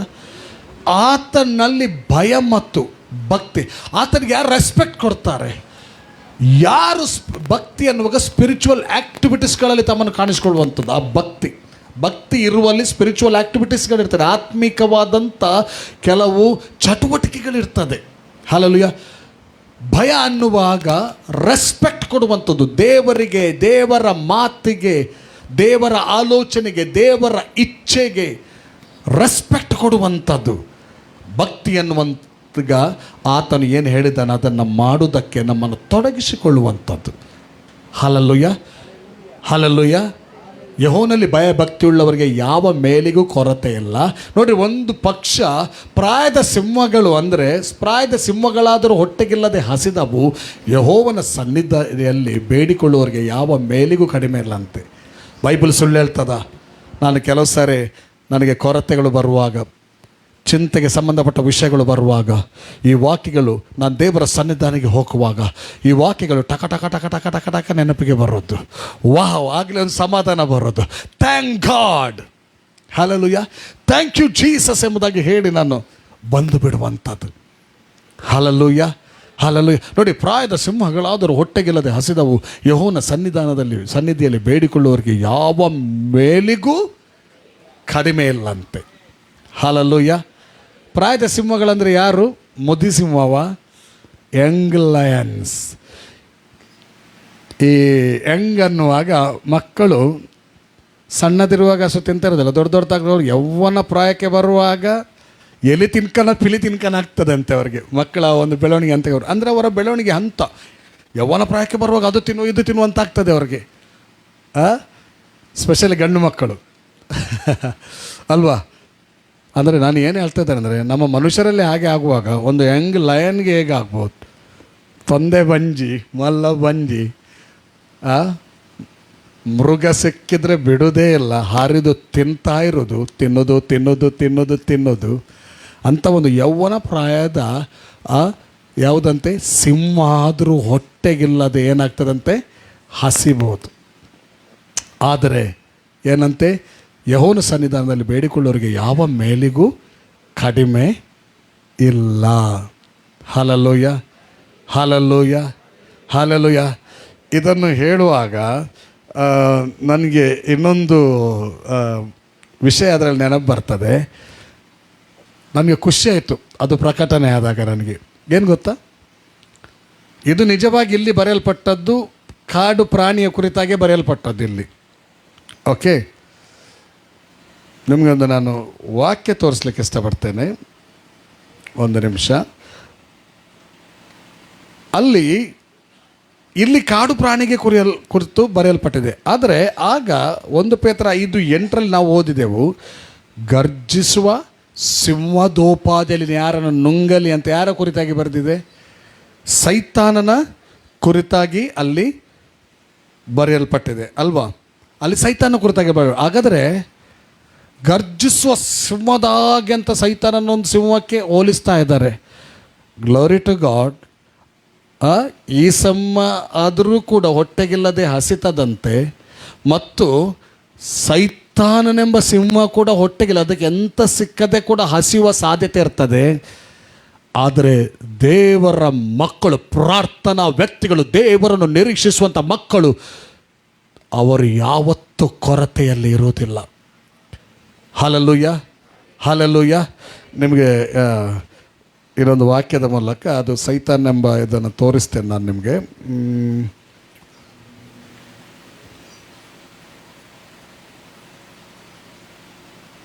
ಯೋಬನ ಪುಸ್ತಕ 4ನೇ ಅಧ್ಯಾಯ 10 ಮತ್ತು 11ನೇ ವಚನ ಓದ್ರಿ.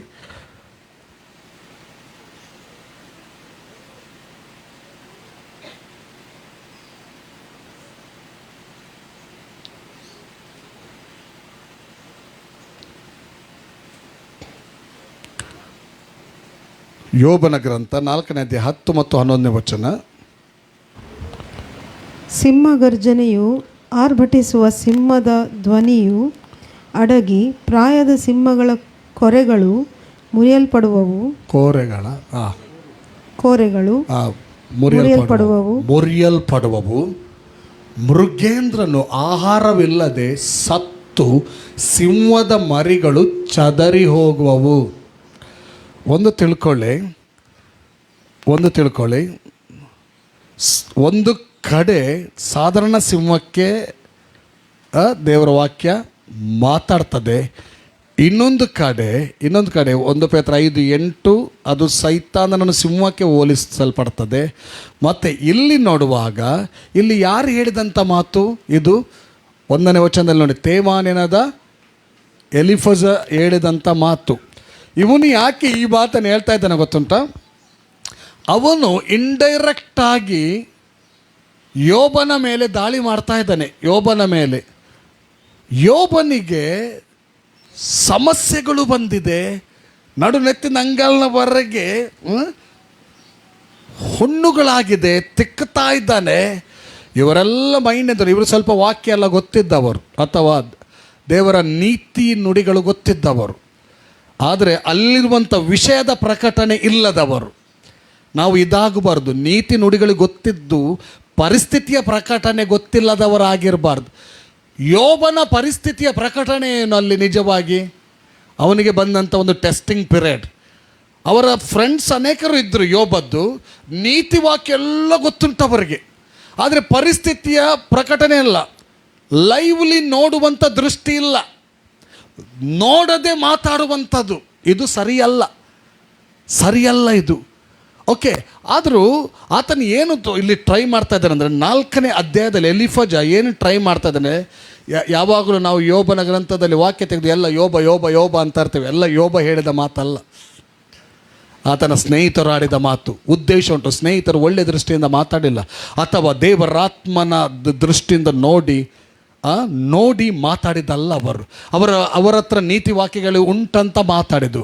ಒಂದು ತಿಳ್ಕೊಳ್ಳಿ, ಯಾರ ಮೇಲೆ ಕೂಡ ಮಾತಾಡುವಾಗ ನೀತಿ ವಾಕ್ಯಗಳು ಉಂಟಂತ ಮಾತಾಡುವವರು ನಾವಲ್ಲ, ನೋಡಿ ಮಾತಾಡಬೇಕು. ಪ್ರಕಟಿಸಲ್ಪಟ್ಟವರಾಗಿ ಅವರ ಸಿಟುವೇಶನ್ ಏನು, ಸ್ಥಿತಿಗತಿಗಳೇನು.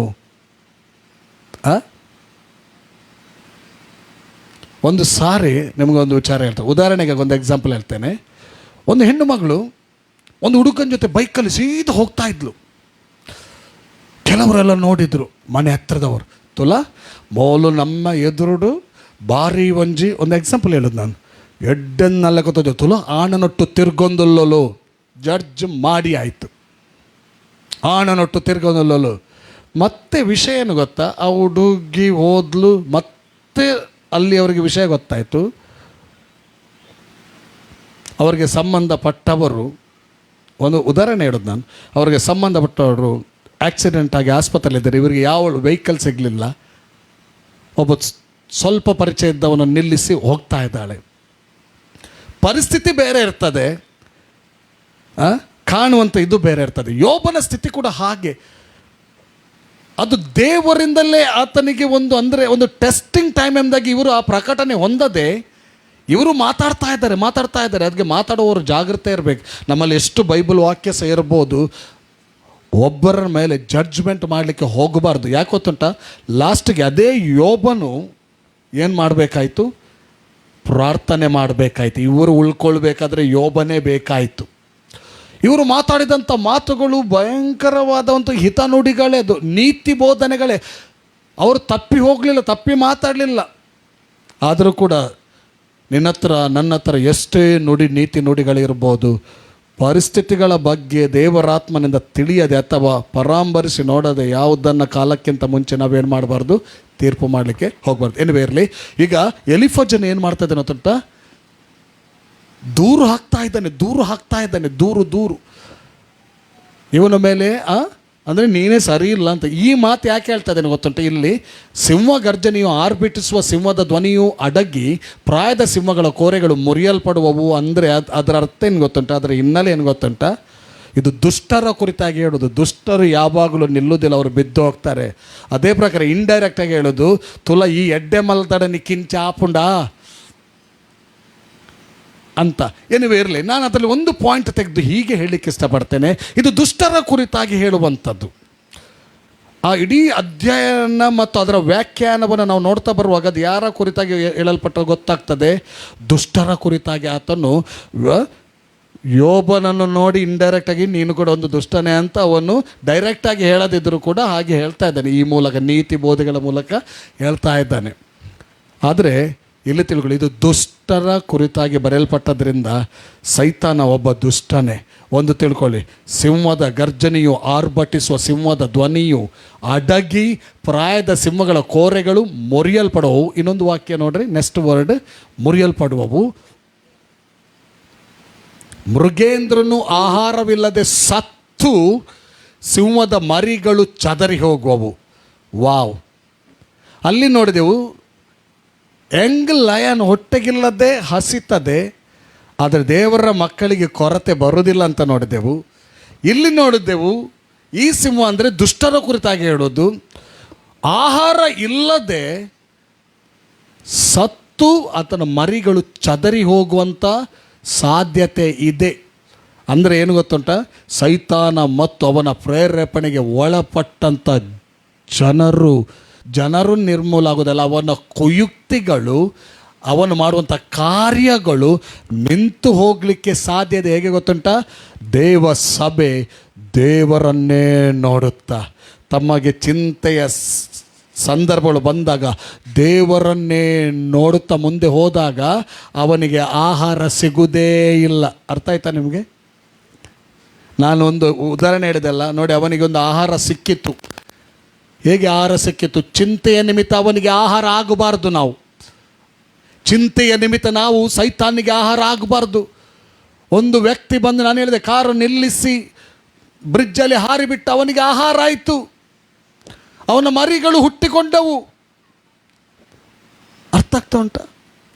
ಆದರೆ ದೇವರನ್ನೇ ನಿರೀಕ್ಷಿಸುವಾಗ ನಮ್ಮ ಅವಶ್ಯಕತೆಗಳು ಕೂಡ ಪೂರೈಸಲ್ಪಡೋದು ಮಾತ್ರವಲ್ಲದೆ ಸೈತಾನನಿಗೆ ಆಹಾರ ಸಿಗುವುದಿಲ್ಲ, ಸೈತಾನನ ಪ್ಲ್ಯಾನ್ಗಳು ನಡೆಯುವುದಿಲ್ಲ. ಅವನ ಮರಿಗಳು ಕೂಡ ಚದರಿ ಹೋಗ್ತವೆ. ಚದರಿ ಹೋದ ನಂತರ, ತಾಯಿ ಇಲ್ಲದ ನಂತರ ಮರಿಗಳು ಬದುಕಲಿಕ್ಕೆ ಆಗ್ತದಾ?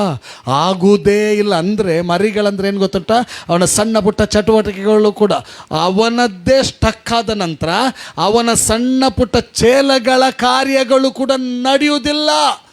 ದೇವ ಜನರ ಜೀವಿತದಲ್ಲಿ ಸೈತಾನ ಮತ್ತು ಚೇಲಗಳ ಕಾರ್ಯ ನಡಿಬಾರ್ದಾದ್ರೆ ದೇವರನ್ನೇ ನೋಡಬೇಕು. ಎಲ್ಲ ಪರಿಸ್ಥಿತಿಗಳಲ್ಲಿ ದೇವರ ಮೇಲೇ ಭರವಸೆ ಇಡಬೇಕು. Hallelujah, hallelujah. ನಮಗೆ ಅಂಥ ದೇವರಿದ್ದಾನೆ. ಅದಕ್ಕಾಗಿ ನಾವು ದೇವರಿಗೆ ಸ್ತೋತ್ರ ಸಲ್ಲಿಸೋಣ. ಯಾವ ಸಂಬಂಧವಾಗಿ ಚಿಂತೆ ಮಾಡೋದು ಬೇಡ. ಹಲ್ಲೆಲೂಯಾ. ದೇವರು ಒದಗಿಸುವ ಆತನಾಗಿದ್ದಾನೆ. ನಮ್ಮ ದೇವರು ನನಗೆ ನಿಮಗೆ ಏನಾಗಿದ್ದಾನೆ? ಯೆಹೋವ ಈರೆಯಾಗಿದ್ದಾನೆ. ಹಲ್ಲೆಲೂಯಾ. ಒದಗಿಸುವ ದೇವರು ನಮಗಿದ್ದಾನೆ. ಹಲ್ಲೆಲೂಯಾ. ಆ ಸಾಂಗನ್ನು ಹಾಡೋಣ. ನಾವೆಲ್ಲರೂ ಎದ್ದು ನಿಂತ್ಕೊಳ್ಳೋಣ. ಒಂದು ಪ್ರಾರ್ಥನೆ ಮಾಡಿ ನಾವು ಲೈವನ್ನು ಕ್ಲೋಸ್ ಮಾಡೋಣ. Thank you Lord. ಪ್ರಿಯರೇ, ಲೈವ್ನಲ್ಲಿ ಈಗ ಇರುವವರೇ ಅಥವಾ ಮುಂದಕ್ಕೆ ಲೈವ್ ವೀಕ್ಷಿಸುವವರೇ, ನೀವು ಲೈವನ್ನು ನಮ್ಮ ಚಾನಲನ್ನು ಲೈಕ್ ಮಾಡಿ ಮತ್ತು ಸಬ್ಸ್ಕ್ರೈಬ್ ಮಾಡಿ ಮತ್ತು ಶೇರ್ ಮಾಡಿ. ಹಲ್ಲೆಲೂಯಾ. ಯೂಟ್ಯೂಬಲ್ಲಿ ಕೂಡ ಜೀಸಸ್ ಫಾರ್ ಆಲ್ ಮಿನಿಸ್ಟ್ರೀಸ್ ಹೆಸರಲ್ಲಿ ಕೂಡ ಪ್ರೋಗ್ರಾಮ್ ಬರ್ತಾ ಇದೆ. ಇದರ ನಂತರ ನಾವು ಯೂಟ್ಯೂಬಲ್ಲಿ ಕೂಡ ಹಾಕ್ತೇವೆ. ನೀವು ಅದಕ್ಕೂ ಕೂಡ ಯೂಟ್ಯೂಬನ್ನು ಕೂಡ ಸಬ್ಸ್ಕ್ರೈಬ್ ಮಾಡಿರಿ, ಲೈಕ್ ಮಾಡಿರಿ ಮತ್ತು ಶೇರ್ ಮಾಡಿರಿ. ದೇವರ ವಾಕ್ಯ ಮಾತಾಡುವಂಥದ್ದಾಗಿದೆ. ಅದು ಅನೇಕರ ಜೀವಿತವನ್ನು ಉಜ್ಜೀವಿಸುವಂತೆ ಮಾಡುವಂಥದ್ದಾಗಿದೆ. God bless you all. ತಂದೆಯ ದೇವರೇ, ನಿನ್ನ ಪ್ರೀತಿ, ನಿನ್ನ ಕೃಪೆ, ನಿನ್ನ ಕರುಣೆಗಳಿಗಾಗಿ ಸ್ತೋತ್ರ ಸಲ್ಲಿಸ್ತೇನೆ. ನೀನು ಮಾತಾಡೋದಕ್ಕಾಗಿ ಸ್ತೋತ್ರ ಸಲ್ಲಿಸ್ತೇನೆ. ವಿಧ ವಿಧವಾಗಿ ಮಾತಾಡಿದ ದೇವರು ತಂದೆ, ನಿನಗೆ ಸ್ತೋತ್ರ. ನಿನ್ನ ಪ್ರಕಟಣೆಗಳಿಗಾಗಿ ಸ್ತೋತ್ರ, ನಿನ್ನ ಕಾರ್ಯಕ್ಕಾಗಿ ಸ್ತೋತ್ರ, ನಿನ್ನ ಅದ್ಭುತಕ್ಕಾಗಿ ಸ್ತೋತ್ರ, ನಿನ್ನ ನಡೆಸುವಿಕೆಗಾಗಿ ಸ್ತೋತ್ರ. ಚಿಂತೆಯಲ್ಲೇ ಕೊಂದಿ ಹೋಗದೆ ನಿನ್ನ ಜನರು ನಿನ್ನಲ್ಲಿ ನಿಂತುಕೊಂಡು ಆಶೀರ್ವಾದದ ನಿಧಿಗಳಾಗಿ, ಆಶೀರ್ವಾದವನ್ನು ಪಡ್ಕೊಂಡು ಆಶೀರ್ವಾದದ ನಿಧಿಗಳಾಗುವಂತೆ ಬ್ಲೆಸ್ ಮಾಡು.